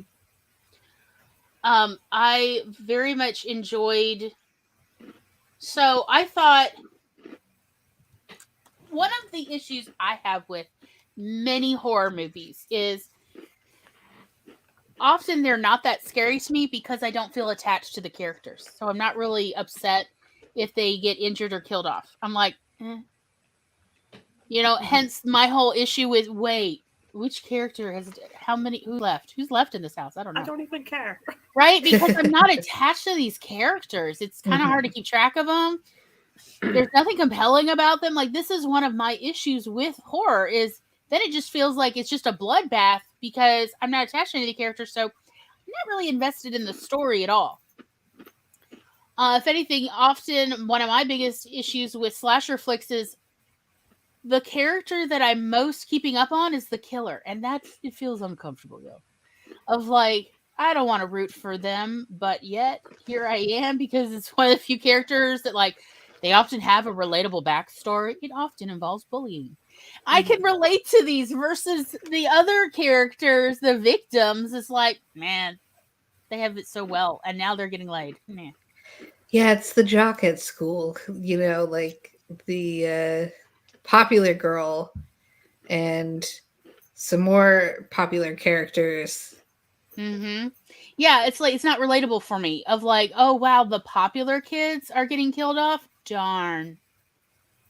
And like, that was the problem with even Jennifer's Body. The slow period of this movie is in part slow because we never get emotionally attached to any of the people who died in this section. Yes. Like, I didn't even know anything about the jock, the football player. Yeah. He just came out of nowhere. Did they even introduce him before the scene? Yeah, they did. Seducing him? He had like one brief little interaction, and that was it. Yeah, like I didn't notice him at all, really. And so he definitely didn't get character development. So I was not sad. In fact, I was more fascinated with what is going on with the animals watching. Yeah. Like, why is she a Disney princess all of a sudden? Why did they not explain that part at all? Yeah, like, and they never returned to that of what is this about? I was like, are they about to say Hail Satan? What's happening? I mean, we see the animals show up again later on multiple times, but they never explain why. And the characters don't even talk about it. Like Jennifer talking to Anita.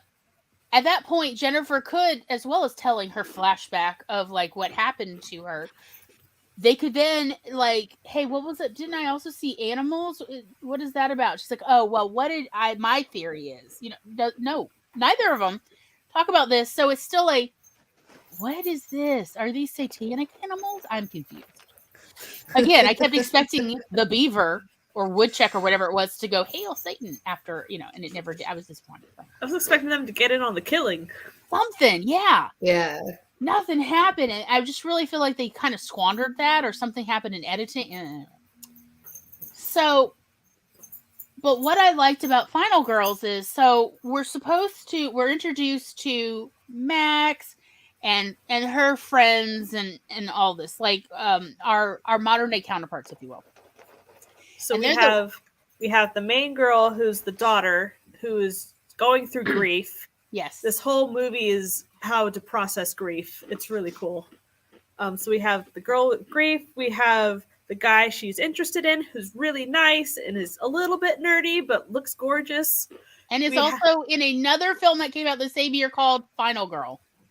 Yeah. So let's not let it be confusing. Yeah. And then we have the is it stepsister, half sister? Well, Max's friend is the stepsister to Thomas Middleditch's character. Right. I don't remember their names. So we have like the super nerd guy who's really awkward and obsessed with the main girl. And then we have I'm going to get into like all these major colleges and I've popped Adderall like candy. And it's like, oh my gosh, you're so despicable. And she's like latching on to the potential boyfriend because she doesn't want the main character to have him. And like, she's so annoying. But by the end, you actually care for these people. It's like, oh, wow. What is this? Character development? What? Yeah, the Max's friend is Gertie. Her stepbrother's name is Duncan. And the mean girl is Vicky. Right. And so these are the characters that are our, audience, the counterparts. And then they end up being transported into the movie. And it still has this feeling for a little bit, as you would expect, of it feels a little kind of, detached, of like they're more like in a 3-dimensional movie watching it unfold rather than it really affecting them until they end up inadvertently witnessing the first murder in the film, like real close, like behind a log. And it is at this point, being, teenagers or whatever, they are not as quiet or secretive as we would hope. And they are very clearly spotted by the killer. Yeah. Very obviously spotted. And they still, though, are like, oh, well, or Duncan at least is like, it's not going to affect us because we're not in the movie, so it's fine. Let me take a selfie with the killer. And I was like, where is my sense of danger?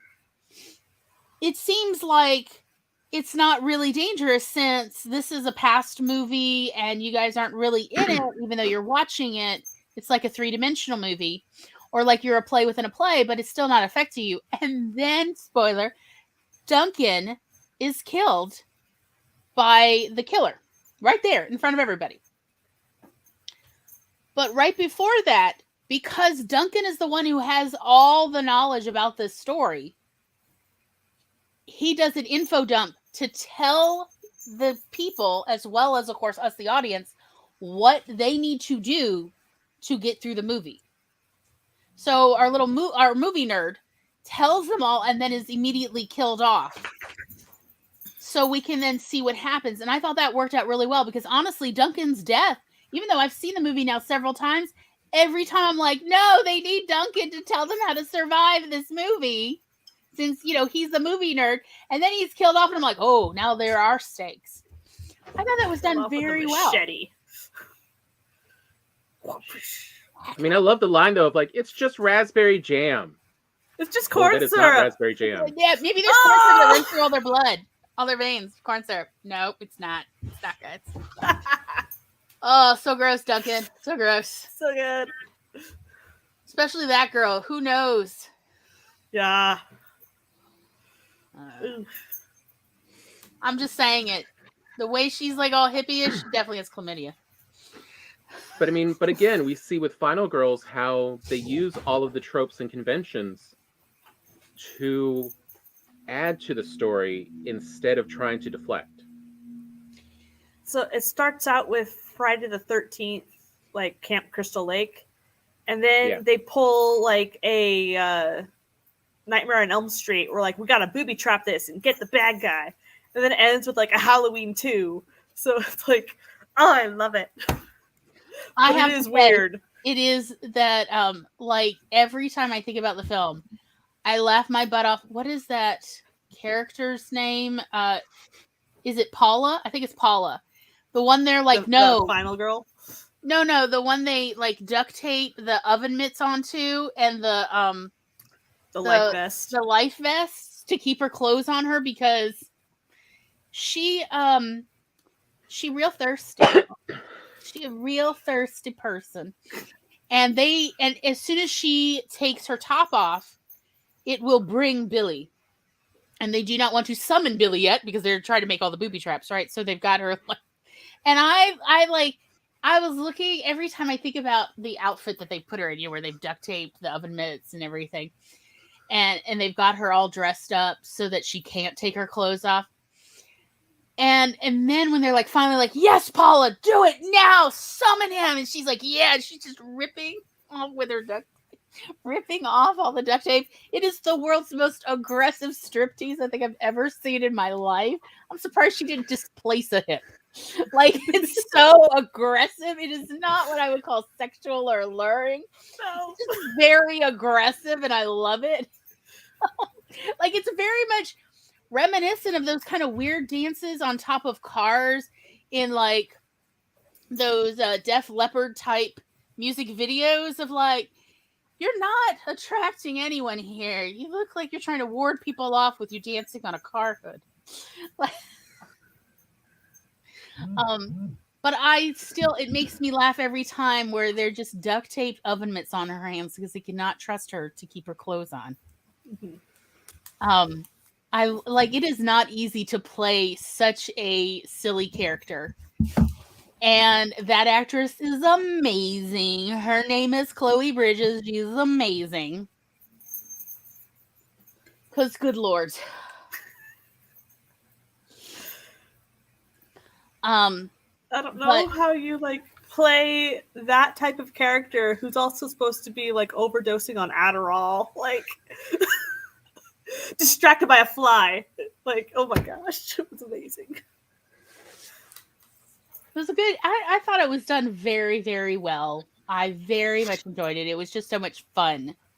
Again, like playing with these tropes. So it's nice to see the tropes you're expecting in this genre. But then to see them play with it a little.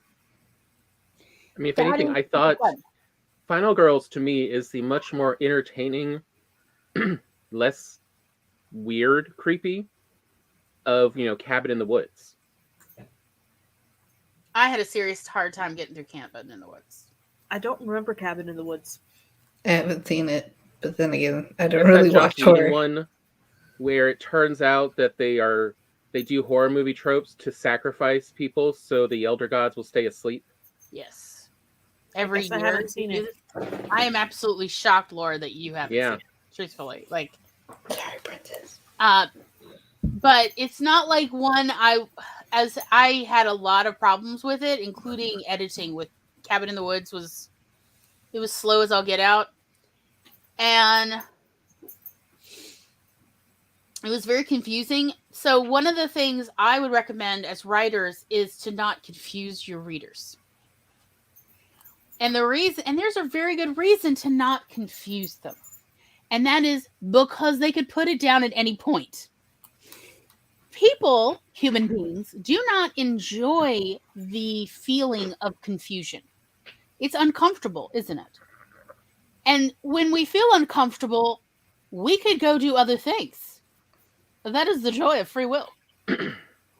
And because we don't enjoy the feeling, we can go change what we're reading. We could go watch something else. We can do other things. And so confusion is not a desired feeling to elicit in a reader or an audience of any kind. That's why it's important to make things very clear when you're telling a story. They can have questions. There should be questions. But absolutely. What's going to happen next? Who is this? Why are they here? It is perfectly fine to keep raising questions, but not confusing, like, wait, who is this again? No, that's bad. And again, why it's really important to make sure the characters seem distinctly different, including names and characteristics about them and quirks and so on, that there's no confusion about, wait, which is this? Is this the mean girl or the nerdy girl? I'm confused. No, confusion is a very bad thing because readers will just put it down or go to the next story. They've got options. Like, so confusion is so uncomfortable. People do not like the, wait.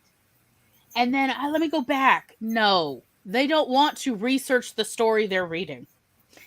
They want to be taken on a journey and never accidentally dropped off at the wrong bus station. So making it very clear, that is one of the things I liked about Final Girls. So we have the basic, we're introduced to the basic idea of the original story while the girl is watching the trailer.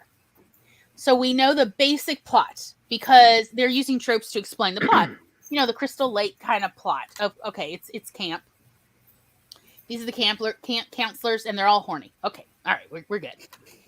And there's a killer who kills horny teens. Yes. This makes sense. We know this trope. Okay. We're fine.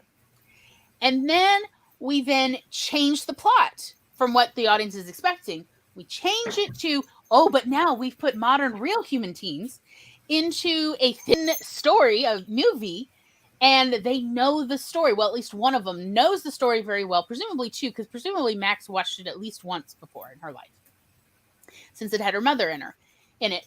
So we have people who are familiar with the specific story as well as these tropes. And just in case we, the audience, are confused, they then have Duncan explain, this is what you need to do to survive. Here's what you do. You stick with Paula. You did it. Oh, now Paula's dead. Okay, here's what we need to do again. This is how you survive. Da-da-da-da-da. Okay, cool. And then we get rid of Duncan because it has to feel real. It has to feel dangerous now. But again, every time they're constantly telling each other, but are they really telling each other? No, they're telling the audience. They're constantly updating the audience on what they're planning to do and what they've already done so nobody gets lost, because confusion ruins the horror or the thriller or the excitement of this movie or this story. The same is true in a print version too. Characters telling each other, okay, what is our plan now that something has changed, is a great time to update your readers on what you're going to do so nobody's confused.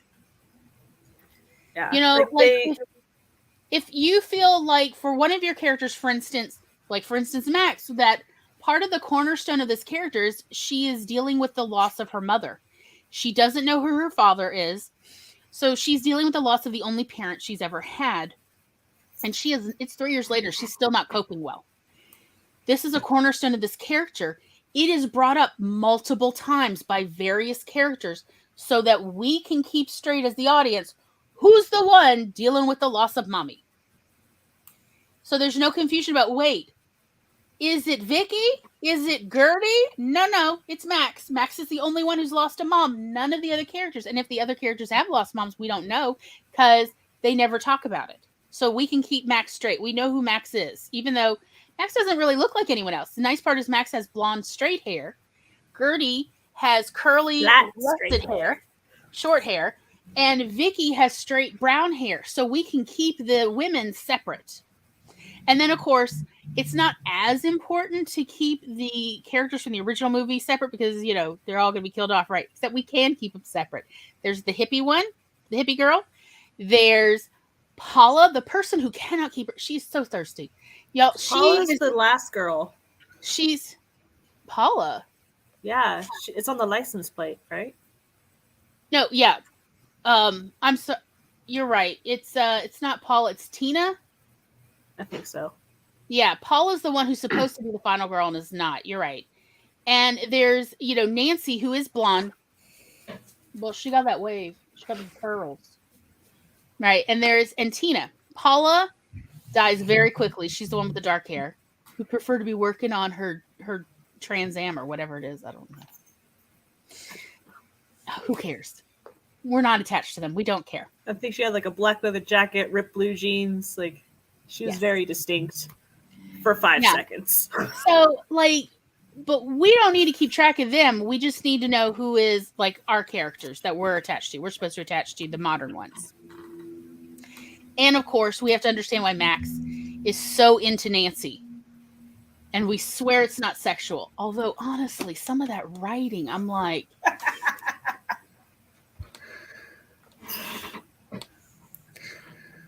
Could have gone through one more round of workshopping.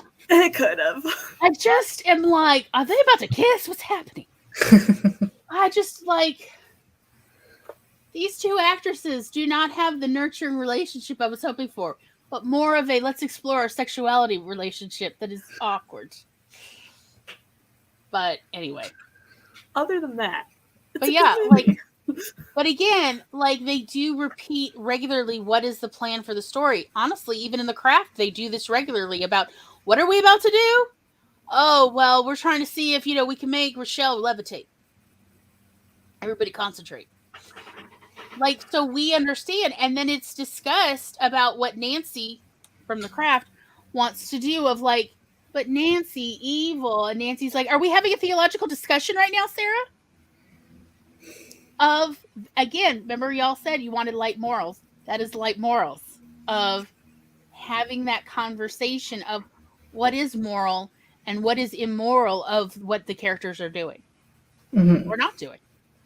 Like one of the things in Final Girls they don't talk about, and I kind of wish they did, was they flash back to Billy's, cornerstone scene of how he's traumatized with the firecrackers and like physically scarred with those firecrackers. And never once do they go run to the outhouse to save Billy from the physical and emotional scarring. I was surprised at that. And nor do they discuss it amongst each other. Like, should we go run and save Billy? Can we save Billy from being a killer?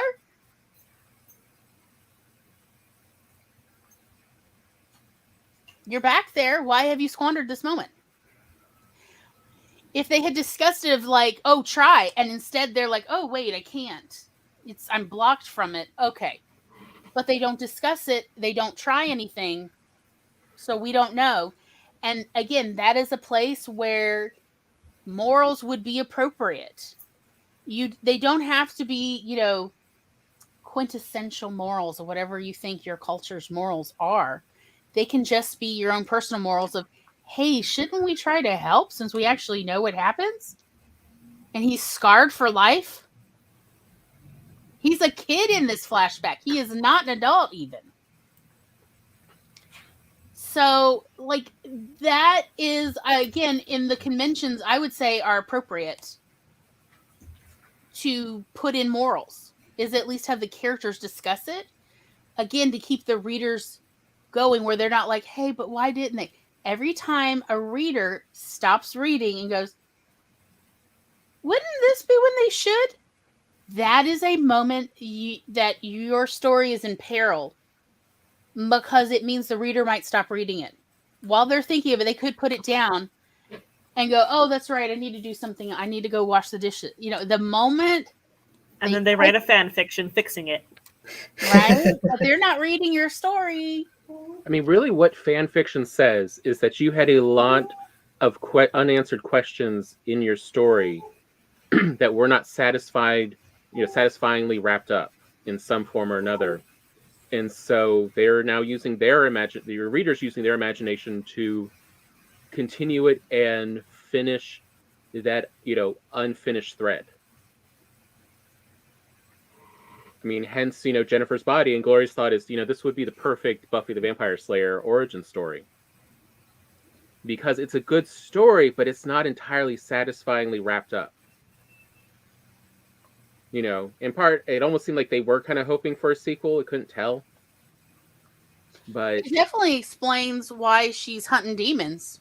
I think it's a better origin story for Buffy than what Joss Whedon's done. I mean, now they're divorced. Why can't we get Joss Whedon's wife writing stuff? Because we know that's who was actually telling those stories. Well, ex-wife. All hail the ex-wives. George Lucas. Mm-hmm. That's exactly what I was thinking. Like, excuse me, hello and cheers. All hail the ex-wives. As one myself, yes. We are due our due. But yeah, like the horror movie genre does show the need for like the basic skills of storytelling and how important they can be in enjoyment of a story. All the characters need to be, individualized. You don't want them to be easily confused. You want the story to be simple enough and repeated enough that the audience is always there with you. Nor do they recognize most of the time that you are restating the story just to catch anyone up who might have gotten confused. I mean, we do that throughout in the craft. To a lesser degree, we still do get some of that in Jennifer's Body, of where they do restate, several times through different characters, the situation up till this point. Even if it's really weird when Jennifer's like, all right, so let me tell you what happened.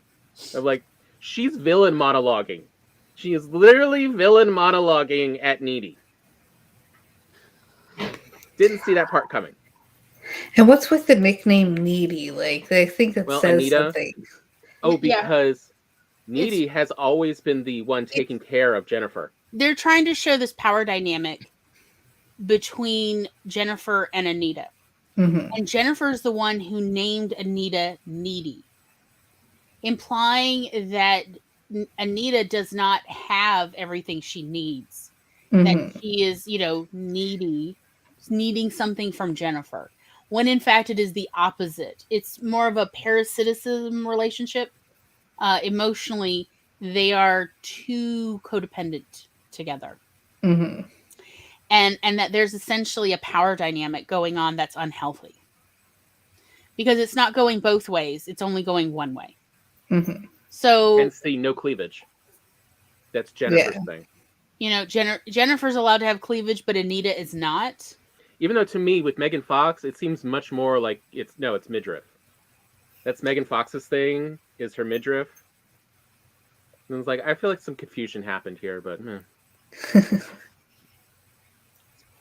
I mean, she got some abs there. I mean, yay. Happy that you have them. Again, why are you inviting direct comparison between Amanda Seyfried and Megan Fox like this? No, Amanda does not spend nearly as much time at the gym.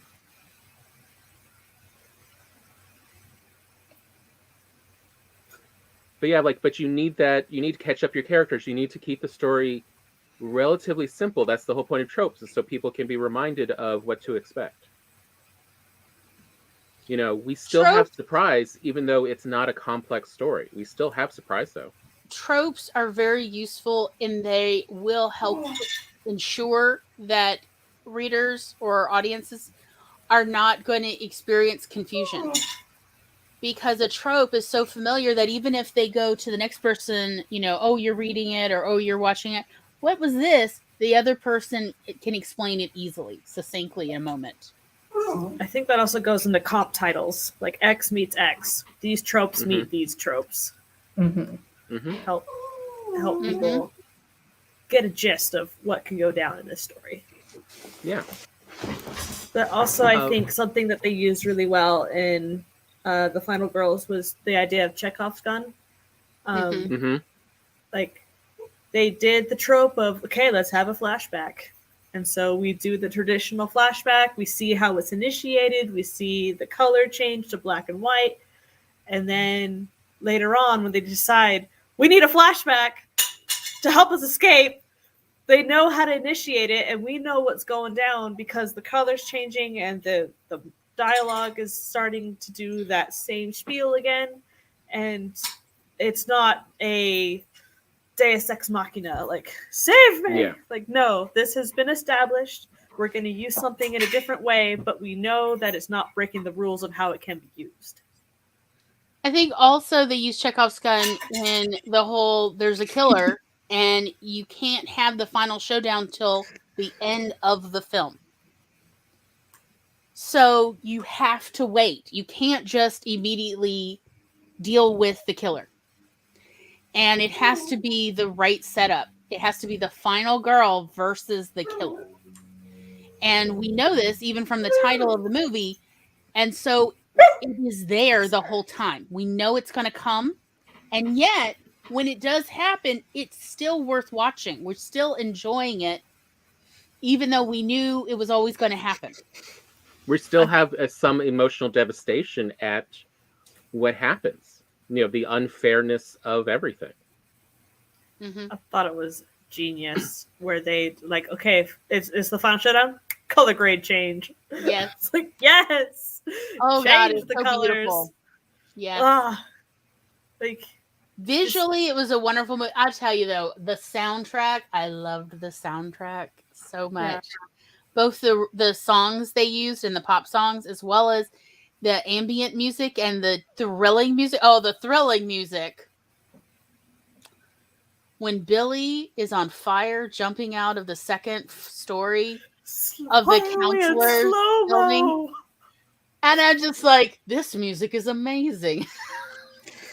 Where's my Casio? I want to play it. So enjoying it on a whole variety of levels was also really useful. Although I will say, if you liked their interaction with the title cards, there is one movie, and unfortunately you have to get it on DVD or Blu-ray. Actually, I'm not sure if it's even got a Blu-ray release. It's called Daywatch. It's a Russian-made movie. It is the only movie I've ever seen where the subtitles interact with the movie. So when they're at the pool, it's shimmery, and then it literally, someone dies in the pool, it turns red, and it slides off the screen. That's cool. But like all the subtitles interact with the scenery. And it's the only one I've ever seen like that, but it's only on the DVD and Blu-ray version of it. It looks like it came out in 2006. Mm-hmm. Yes, because we had it at the video store.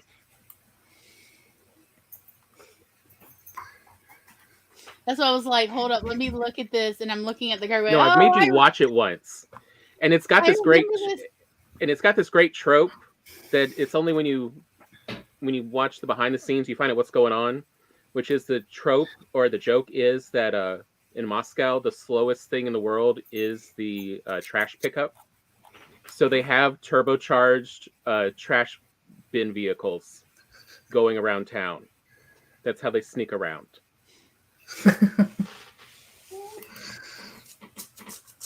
I mean, they did actually make the sequel. It's not as good or well done. It had a lower budget. But as far as like the use of CG to enhance a movie, apparently Daywatch is the sequel. Okay, maybe I'm thinking of Nightwatch. Is it Nightwatch then? What's the first one? 2, The Chalk of Fate, is the alternative name for Daywatch. Okay, sorry, Nightwatch then. It's just, Terry Pratchett books has confused me about the watches, okay? Nightwatch. 2004. Yeah, I was like, hold up. I know I've seen this because of the video store. But yeah, it was Nightwatch. Is only one I've ever seen them actually put the effort in, but it is beautiful. And it shows that there's additional elements people don't think about to bring in and help it. Because like I said, Final Girls, they interact with the title cards, and it does actually help the scenes more. It does bring you more into the movie, not out of it. Apparently, Nightwatch is based on a book. Yeah, that's what I was series. staring at. It's pretty good. I actually liked it.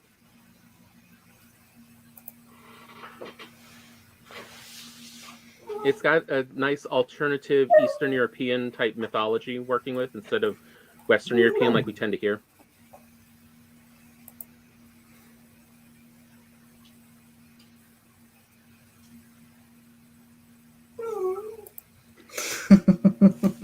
So, do we have anything left to discuss that anybody wanted to be sure to talk about?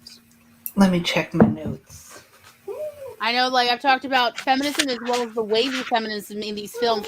I mean, you'd think that I was a genius for picking these films in this order to, like, move this conversation along, and we're just going to go with that.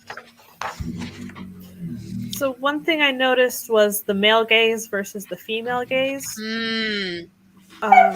So, like, it doesn't matter the gender of who's filming it, apparently, because Slumber Party Massacre was more the male gaze with the shower sequence and everything.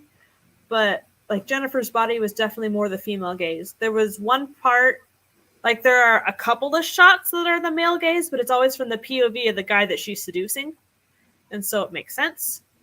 And then there's the swimming to the pier. And it's like, I wonder if that was shoehorned in. But But she still is immediately fully clothed afterwards anyway, so whatever. I have noticed in film when they're trying to illustrate the female gaze, the point in the composition is lower on a human body. Like how women see people, women tend to be shorter than men. So when it's a male gaze, there's more of this slight angle, downward angle that the camera is taking, versus when it's supposed to be a female gaze, it's more head on or slightly up, like very slightly. We're talking like this, just, instead of this, it's slightly like that. But the camera work didn't also overly focus on certain anatomy bits and like close up and like get in there, like a lot of the male gaze stuff would, especially for horror. Yeah, it really wasn't going for sexploitation style. It really was like the whole point was the conversations we hear. I mean, we really it showed her as a character and not an object. Also, like, again, the camera angle when like people are talking, it's straight on, versus I've noticed when it's supposed to be imitating the male gaze, again, there is this more of less straight on conversation composition of each camera of each scene, and it's more angled, slightly angled. I think imitating what more men experience, being slightly taller. They're about half a head to a head taller than women, and I think that's really interesting because I know, because I'm 5'6" on a good day, and so that means a lot of people are taller than me. So I often prefer to have conversations with people seated, so that I'm more likely to be head to head or eye contact to eye contact level with them. No matter their height, I prefer that. And I notice, like in Jennifer's body, people tend to be seated more when they're having conversations than standing, where there's an uneven height. Versus in Slumber Party Massacre, they tend to be standing, talking to each other, except the camera kept being slightly above, and I'm like, who's this supposed to be? All the women are approximately the same height. What is this? Except the cinematographer's taller. I looked up his height. I was curious. But even he is still actually shooting it more straight instead of angled down. And so, like, he's actually having a problem doing the leering male gaze stuff because he's trying to capture it for information and conversation. And the example I would give is the movie Deep Throat, which is honestly more zany than pornographic in my personal opinion. Like, that movie is nuts. But there is this much steeper angle when they're talking, and they often have the female seated while there's a scene where she goes to see the doctor. But something's wrong with my throat. Do you remember? And why is she seated and he's standing, just looming over her? And then it's so that the camera can then loom over her, I presume, to get a cleavage shot, because she doesn't actually have that much cleavage. So you got to work at it. Look, I'm not calling. Okay. And they were natural. I mean, it's actually a really funny movie, especially I watched it years ago because I had found at a Blockbuster this anime called Ogenki Clinic, which is actually supposed to be a love letter to Deep Throat. It is a Japanese anime, and it takes place in a sex clinic. It's technically a hentai. Okay. But just technically, like, it's not really that. It's very heavy on comedy. It's not. I mean, like, it barely would qualify as pornography. I gotta be honest. I mean, it's kind of porn. It's just a little bit more than like Big Mouth. Yeah, honestly, like, because it's also got little dancing. Yeah, there's dancing dildos in it in Ogenki Clinic, and I thought that was hilarious. I thought this whole like TV series or whatever it was hilarious, and and then I did a little research. This is a long time ago. I don't even remember if I owned the video store yet. It was right around the time I started the video store. And I saw that it wasn't the guy who originally illustrated this, and then they made it into anime. He was had been an exchange student in America getting a degree, I think in engineering or something. And while he was here, he saw the movie Deep Throat, and he thought it was so hilarious that he then went back and started, making these stories and doing these drawings. And that's what it was based on. And I was curious because I'd already heard of Deep Throat because, my parents were obsessed with Watergate. And Deep Throat was the name taken by the informant. And so I knew about it even when I was like a teenager. And I knew that Deep Throat was an adult movie. So when I had the video store, I got the film. And I was like, oh, this is a weird movie, but this is barely pornographic. This is just more like some kind of zany comedy independent film that also uses salaciousness. Yeah. I gotta be honest, it's more art than salacious. It's odd. It's more on the NC-17 side.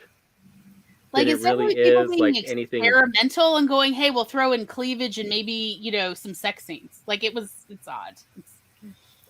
The shot that you're reminding me of with the camera angle is in Psycho when she is pulled over by the police officer. Yeah. And again, this very deep angle of, like, to me, that is where I think of more of the male gaze rather than just scantily clad women or something. Mm-hmm. And it's kind of interesting because sometimes people get it confused with Dutch angles, which are not the same, but they are also these steep angles. One of my favorite Dutch angles is in the first Iron Man movie. I don't know why. So Dutch angles is when you like tilt the camera. And so at a specific angle to get Dutch angles. So Tony Stark is sitting on the couch and Obadiah is taking the arc reactor out, and it starts off Dutch and he takes it out and the camera writes itself. I'm like, ooh, that's so cool. But yeah, like first, like that annoyed me, and again kind of showed how fast they had to make Jennifer's body.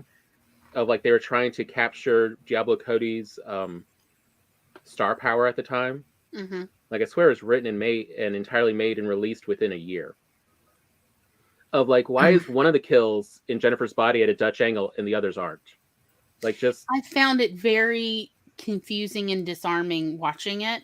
That it seemed like each murder had a different, each of Jennifer's kills had a very different cinematic quality to it, as if it was an anthology, and they were having it shot by different filmmakers. Like this seemed more like that movie. What was it? Four ABCs Floors of Death.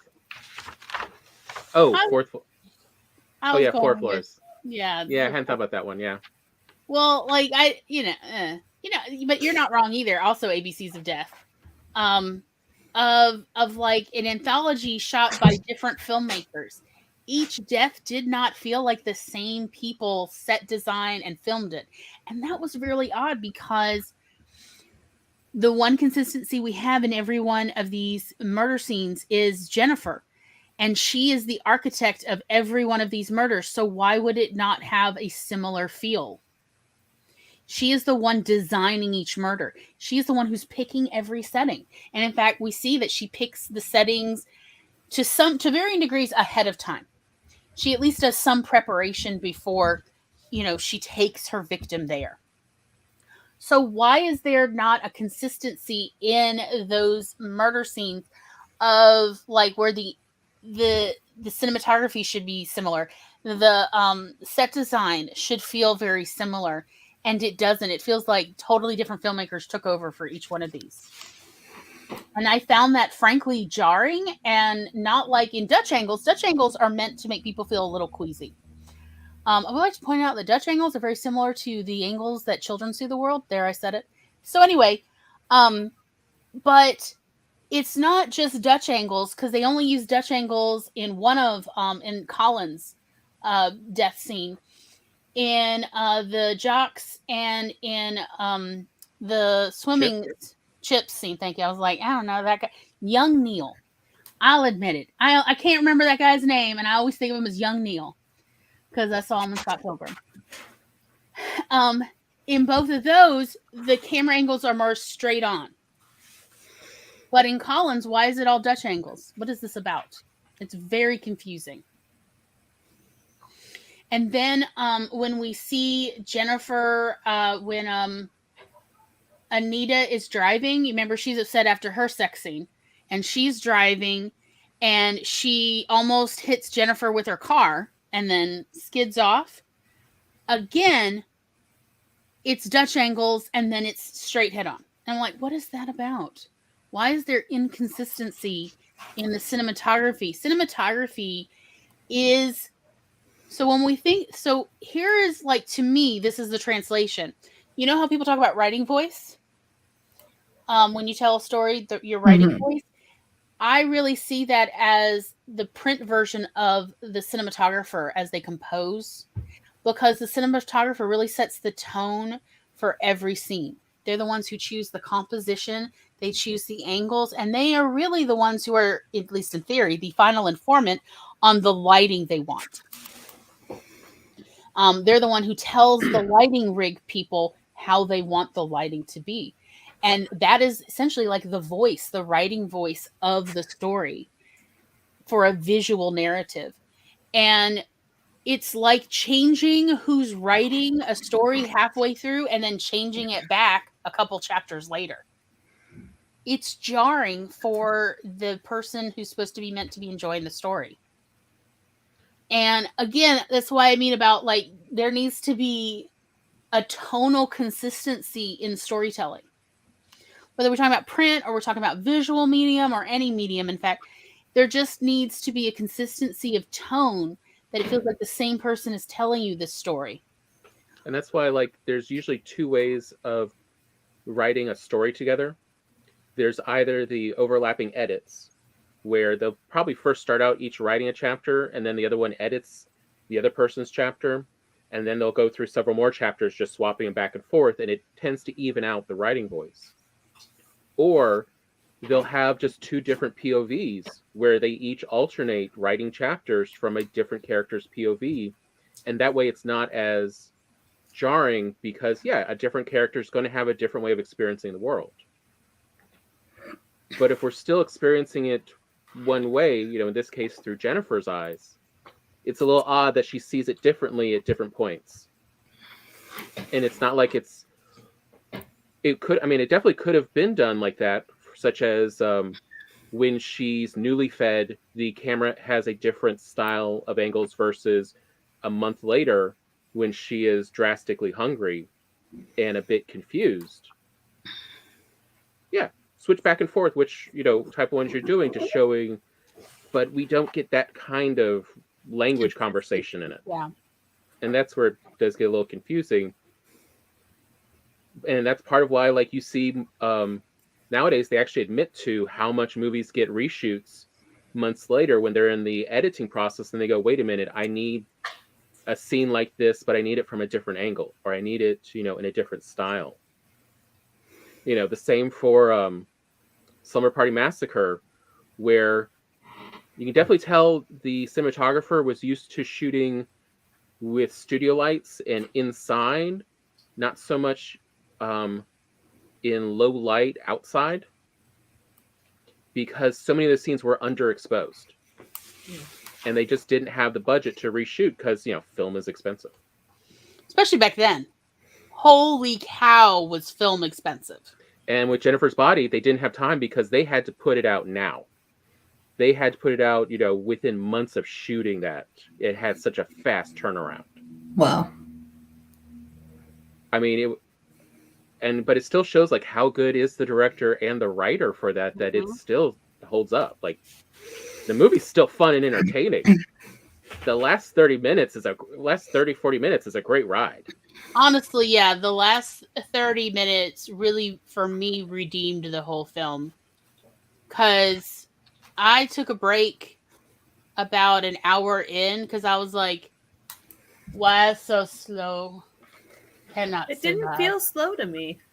Yeah. It felt But like it dragged for me. I think it's because I've watched more like Werner Herzog, where it's like 15 minutes watching people hike up a mountain from across the other mountain. Hmm. You know how many times I've tried to watch Werner Herzog documentaries and like not made it 10 minutes? I've never watched his documentaries. I've watched his movies, and those are still super slow. Like Oh my Aguirre God. and the Wrath of God. Oh my gosh. I just don't have it. So I was an hour into Jennifer's Body. We literally took a physical break. I like literally went to another room and we sat and we chatted for a while. And then Tom's like, the credits are probably 10, 15 minutes. Probably not that much. And I'm like, no, sir. I do not believe you. But he's like, come on, Just we gotta lying, finish just it. lying He at my was butt, lying trying to get her to me. finish. Absolutely. So I walked around the kitchen a little. I was like, all right, fine, let's go back. And actually, that is like it was another 5 minutes, and then the whole thing picked up, and it really started gathering speed about an hour and 8 minutes into the film. It really started picking up, and then it trucked through. Essentially, once we get to when she starts explaining the flashback of what happened. Yeah. It just trucked through. So I'm glad that Tom got me to finish watching it. Because I very much enjoyed like the last 35, 40 minutes of the film. It's just that middle section dragged horribly. Like a horror film? Why is it so slow? Although, and maybe if they had just sprinkled a few more of well-known B actors in there, that would have also helped. Because really, every scene with J.K. Simmons was wonderful. Chris Pratt for like. Oh yeah. Why didn't we kill Chris Pratt? Why didn't she kill him? He died in the fire. Not fair. Oh, I didn't realize it was him until I looked at the cast list. He looks so young. Then I watched somebody else watching it. I was like, no, he should have survived the fire so she could eat his body. Yes. Like, it just feels right. You know, Yes. like, yeah.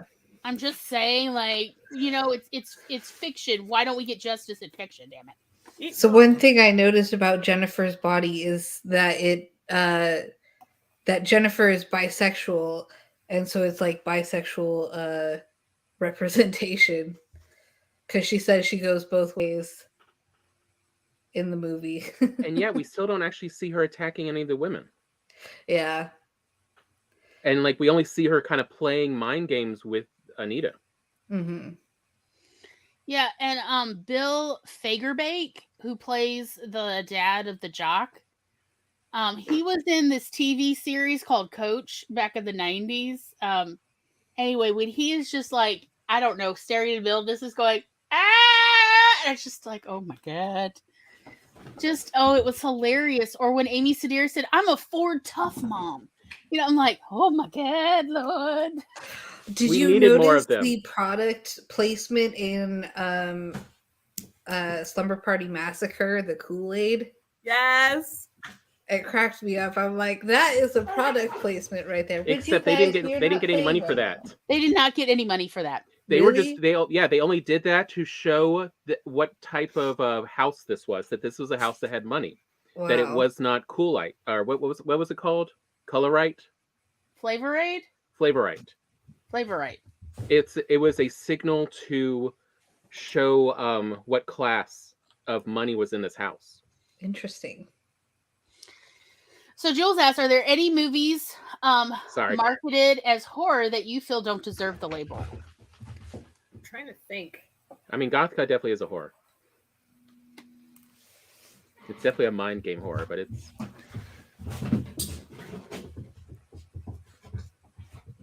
Like, I'd have to go look through my collection. It's been a while. I haven't really watched a lot of horror movies that didn't, like, really pan out. I mean, I'll say there have been horror movies that I watched that at the time I didn't realize were horror movies.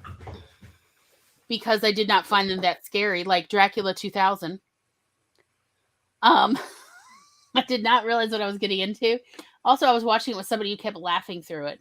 So that kind of, like, ruins all the suspense. And also, Scream, the original Scream movie, I did not realize I thought it was a parody. I didn't know that it was like meant to actually be scary. So I I just was expecting the punchline that never came while I was watching it on a bus. Happy Death Day. Happy Death Day. Again, I think I did not really find it scary, even though it does qualify as horror. Same for Freaky. I was very disappointed in that it was not scary, but it does qualify as horror. It just, again, I don't think everybody understands how to write and film suspense. So there's a couple kinds of scary. Suspense is one of them, scary or thrilling. There's also body horror, where you just gross some people out, quite honestly. Which has its own shock value. And there's other kinds of violence where that's shocking and horrifying to people just in general, because it's this whole issue with it's close to home. So I know that there, down here in South Mississippi, there used to be a problem, like, this is decades ago, in the 80s. People used to talk about, what was that guy called? The bedroom brusher or something? For reals. He would come in the night in the summertime when this is before, like, some people in the poorer areas didn't have air conditioning, even in the 80s, 70s, and 80s. But he did this throughout the 80s, from the 60s to the 80s. He would come in the night and brush people's hair while they slept, and then cut off like a huge hunk of their hair, or yank it out of their head, like, Ow. blood and everything, and then jump back out of their window and escape. And he did this for decades. And he did this all over, like, the Gulf area in Mississippi and Alabama. And I think in the 70s, then he started raping some of his victims too. And so that was like a horror terror that was very close to people. And then there were a couple movies that were sort of inspired by this, because police never caught this person. And they did this, what stopped them? Everybody got air conditioning, so everybody was keeping their windows locked. That's literally what stopped this person. He never got caught. In part because he's a serial rapist. So why would they pursue that? And, like, I know that I had run into a couple people, because there were some, like, old exploitation type films made of similar vein. And people tell me, like, that's the real scary ones. Those are the ones that they can't watch and sleep at night. Because we would occasionally get these movies at the video store. And people would mention, like, oh, this one's based on that, whatever it was, the brusher guy who'd come in the night. Even on second floor windows, he'd come in and brush people's hair and sometimes rape them. And, like, this went on for decades. That's the kind of scary that's close to home. That's real scary. Versus, a killer in the woods. Well, as long as you never go camping, you're fine. I'm quoting customers. Like, I was looking at the movies we have, that are under the horror genre, and, like, Army of Darkness. It does qualify under horror, but it's not really scary horror. It is, silly. So the one movie that came to mind for me, apparently it's not actually classified as a horror. It's classified as a psychological drama. So it's called He Loves Me, He Loves Me Not. It's a French film from 2002.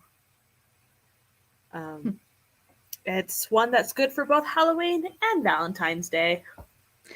I saw it at an international cinema, so that was fun. I've had people tell me Nightmare Before Christmas should be in horror, and I'm like, well, what? It's the aesthetic. There is actually there is several horror elements to it. I know. And there's implication of deadliness results. Yeah, like that wreath that transformed into the snake-like thing that just gobbled people up. And I mean, I've also like Is I remember. Beetlejuice horror? Yes, Yeah, it is. Beetlejuice is horror. Beetlejuice is I know, like Something Wicked This Way Comes Mm-hmm. is horror, and I remember the video store people telling me it belonged in horror because I thought it was a family movie. Also, Oh, I love Sweeney Todd, the Demon Barber of Fleet Street. I love that one so much. I feel weird. That it's like I like it, but I like was it Angela Lansbury? Mm. I like the stage version better. I liked the set design and stuff for the movie, but the singing is better in the Broadway. And another Stage, one that whatever. is sort of horror, and it does scare a little bit, but not as much as you might think, is Frighteners with Michael J. Fox. oh my god, yeah, I was expecting that movie to be scary, and there is like one little teaspoonful of scary in the whole thing. There's nothing scary in it. I'm so sorry. No, I was disappointed. Not that I was like upset about it, but I was just like, what? Yes, Yoga Hosers is supposed to be scary, but Yes. I did not find it. I found it absurd. Oh, you know what's supposed to be scary? Haunted Honeymoon. You know what scares me the most? Like, not like scary, but like the ones that keep me up at night are the psychological thrillers. Like Mhm. the ones that really get into your head. Oh.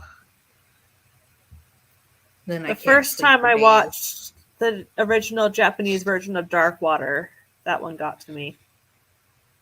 Yeah. But, like, There is But Rocky Horror, for instance, It is horror. technically is horror. But like people get confused about Oh, horror versus thriller. They are not actually the same genre. You can have horror. That's why you can have a horror comedy. It's not necessarily a thriller. Mm-hmm. But most people think that horror and thriller are the same genre, even though it's not. it's not. And, yeah. I think thriller is more marketable in publishing Mm-hmm. than straight up horror. But- Warm Bodies is another one listed under horror. Yes. I love Warm And Bodies. it's a wonderful Yeah. romance. It's a romance. It's a romance, yeah. A weird zombie romance, but I mean, it's definitely got some questionable. It's got a little bit of questionableness in it, namely the part of, is it the dead boyfriend's brain that actually is making him feel these emotions or not? Mm. But yeah, it's like, no, that's a romance. I love the conversations they have at the airport bar as zombies. Yes. Mm. Yeah, like that is what I would like. Warm Bodies. There you go. That is definitely no. That's a romance. That is not, even though it is technically qualified as a horror, I'm like, there's absolutely nothing. I don't even know I mean, I guess zombies are technically horrific, but If you want a great horror comedy, Shaun of the Dead yes. with zombies as well. Yes, I love me some Shaun of the Dead. Again, another movie that I didn't realize was a zombie movie when I watched it. And was like, yeah, wait, what? What just happened in the background? And then there's one I keep Did getting that Glory person's head just come off? Mm-hmm. And then there's one I keep trying to get Glory to watch because for writers, I think it's an interesting movie. Again, talking about the tropes, like Final Girls is Dead Before Dawn, which has a great cameo from Christopher Lloyd in it as the creepy old shopkeeper. Oh. Because in this one, the teenagers decide the tropes of their horror story that they then have to survive a night of. And so, now they truly know, they not only know the rules, but they made the rules that they have to live by. Well, if including you're some ridiculous ones. Madam Mim, you can break your own rules.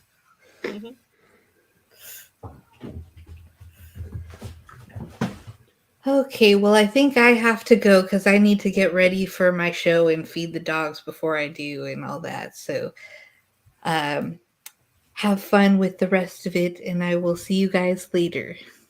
Okay. Bye. Bye. Bye. I was just literally looking up the link for Megan's thing to post again. It's literally what I was doing. And CB, yeah, I think it is Red Dragon, Yeah, that was. the Hannibal movie. Mm-hmm. Is that the remake one or the original one with Ray Fiennes? The original. They remade Red Dragon? Yep. Besides the TV show? Yeah. Oh. You know, it came out before they did Silence of the Lambs, and then they had to yeah. reshoot it because they look nothing alike. They have nothing in common. Oh. Before Silence of the Lambs, are you talking? Wait, what are you saying, Tom? You're talking about the 2002 movie, Tom. And no, that was the remake. There's a 1965 film? What am I thinking of? Nope. That's not it. Obviously, I must be confused. I don't know.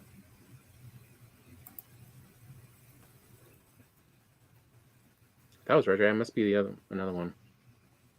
Manhunter. Is that Yeah, the that's one you're probably thinking of? That's probably what I'm 1986 thinking. Yeah. with Brian Cox. Lecter was played by Brian Cox. Max Mikkelsen is my favorite. I mean, he could do scary they like have few done others. like a bunch of makes of Thomas Harris books, and they like to hide it under different titles, so it always seems fresh and new, whatever. It ain't just YouTube that doesn't. Nasty. Netflix keeps changing all of the covers, and it's like, wait, what? Which cover will appeal to you? Exactly. Yeah. But like, did I watch it already? I don't know. Watch it again and find out. So there is the link for anyone needs it for Megan's birthday stream that's going to start in like 40 minutes or less. Somewhere in there. And just yet another helpful reminder, everybody's links are down below in the show description. At least I hope they are. I don't know what Wednesday Glory did. I can't remember that far back. I've slept, y'all. For next week on the 14th, that's right, February 14th, we are going to be on point on this. So we're going to go over romance shorts. What does that mean, Gloria? So every week for this season, we are going to rotate between talking about full-length films and talking about shorts, because I really feel like there is a direct analog for short films to short stories. So, as well as, here's the great part about shorts. They're available, all these shorts are available on YouTube, so you can just watch them for free. And they're short. It's not going to take you long. In our Discord server, there is a link to the full playlist of all the shorts in the pool I've made of potential shorts we're going to talk about. The three we are going to actually discuss next week is Bliss is Orange, Main Squeeze, and Two Doses. Those are the three shorts we're going to talk about. They're short films.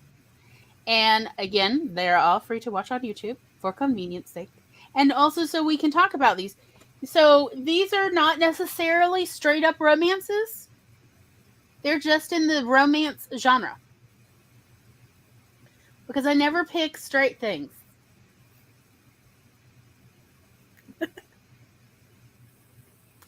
So that's what we're going to do next week. And in fact, I do have posted the lineup as it currently is in our Discord server under Awkward Sibling Shows. If you are interested in what is coming up for each week for the next 2 months. I'm going to try to make a prettier version than this. But if you don't mind reading my handwriting, there is a snap picture of it in our Discord server if you want to see what the whole thing is. But this month, on the 21st, we're going to talk about Kevin Smith Part 2. Just the 2000s, y'all. Only films Kevin Smith made in the View Askew universe in the 2000s. Not the 2010s, not the 90s. Then we're going to talk on the 28th about kids and family short films. It's going to be lovely in March. On the 7th, we'll talk about the influence of B movies. The 14th, horror short films. Hopefully we'll be joined by some people who love horror. Nudge. Then on March 21st, the Muppet storytelling style, specifically Jerry Jewell. Since he was a major writing influence in the Muppet world for many decades. So we're going to talk about what the stories he is known for in the Muppet storytelling style. And then on March 28th, we're going to talk about sci-fi short films.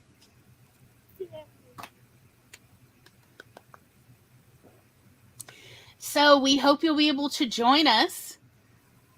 We'd love to have you on screen or in the chat. And as always, if you are watching this on rewatch, please let us know what you think in the comments. We want to hear from you. If you've enjoyed it, we'd love to have you click the like button. And if you are new here, you could always massage that subscribe button. Just throwing that out there, y'all. Laura, did you want to do an outro? I have a channel, but I haven't posted. The end. Yeah. It's all I can do to do this, honestly. On Wednesdays, we do on Twitch, we get ready for Monday's show.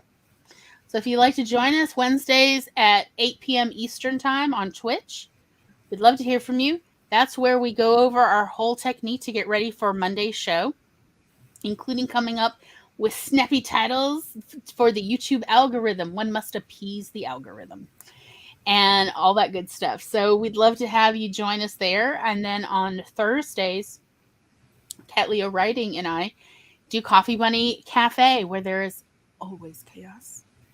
I believe this Thursday it'll be on my Twitch stream at 3:30 p.m. Eastern time. So again, we'd love to have you stop in and be chaotic with us or just hang out. We do writing sprints, or let's just say productivity sprints, or for some people, napping sprints. You know, it is what it is all I'm saying. So that's what we do. Yes, lovely Laura is a magnificent horror short writer and has several publications out and more coming. My flash fiction for Seeds of Doubt got accepted. So it's going to be published in an Australian charity anthology. Yes, that's awesome. And yes, Tom gives great writerly feedback.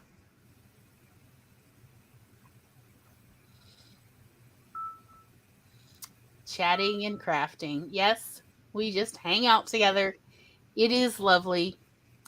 So we hope you'll join us as you can, when you can.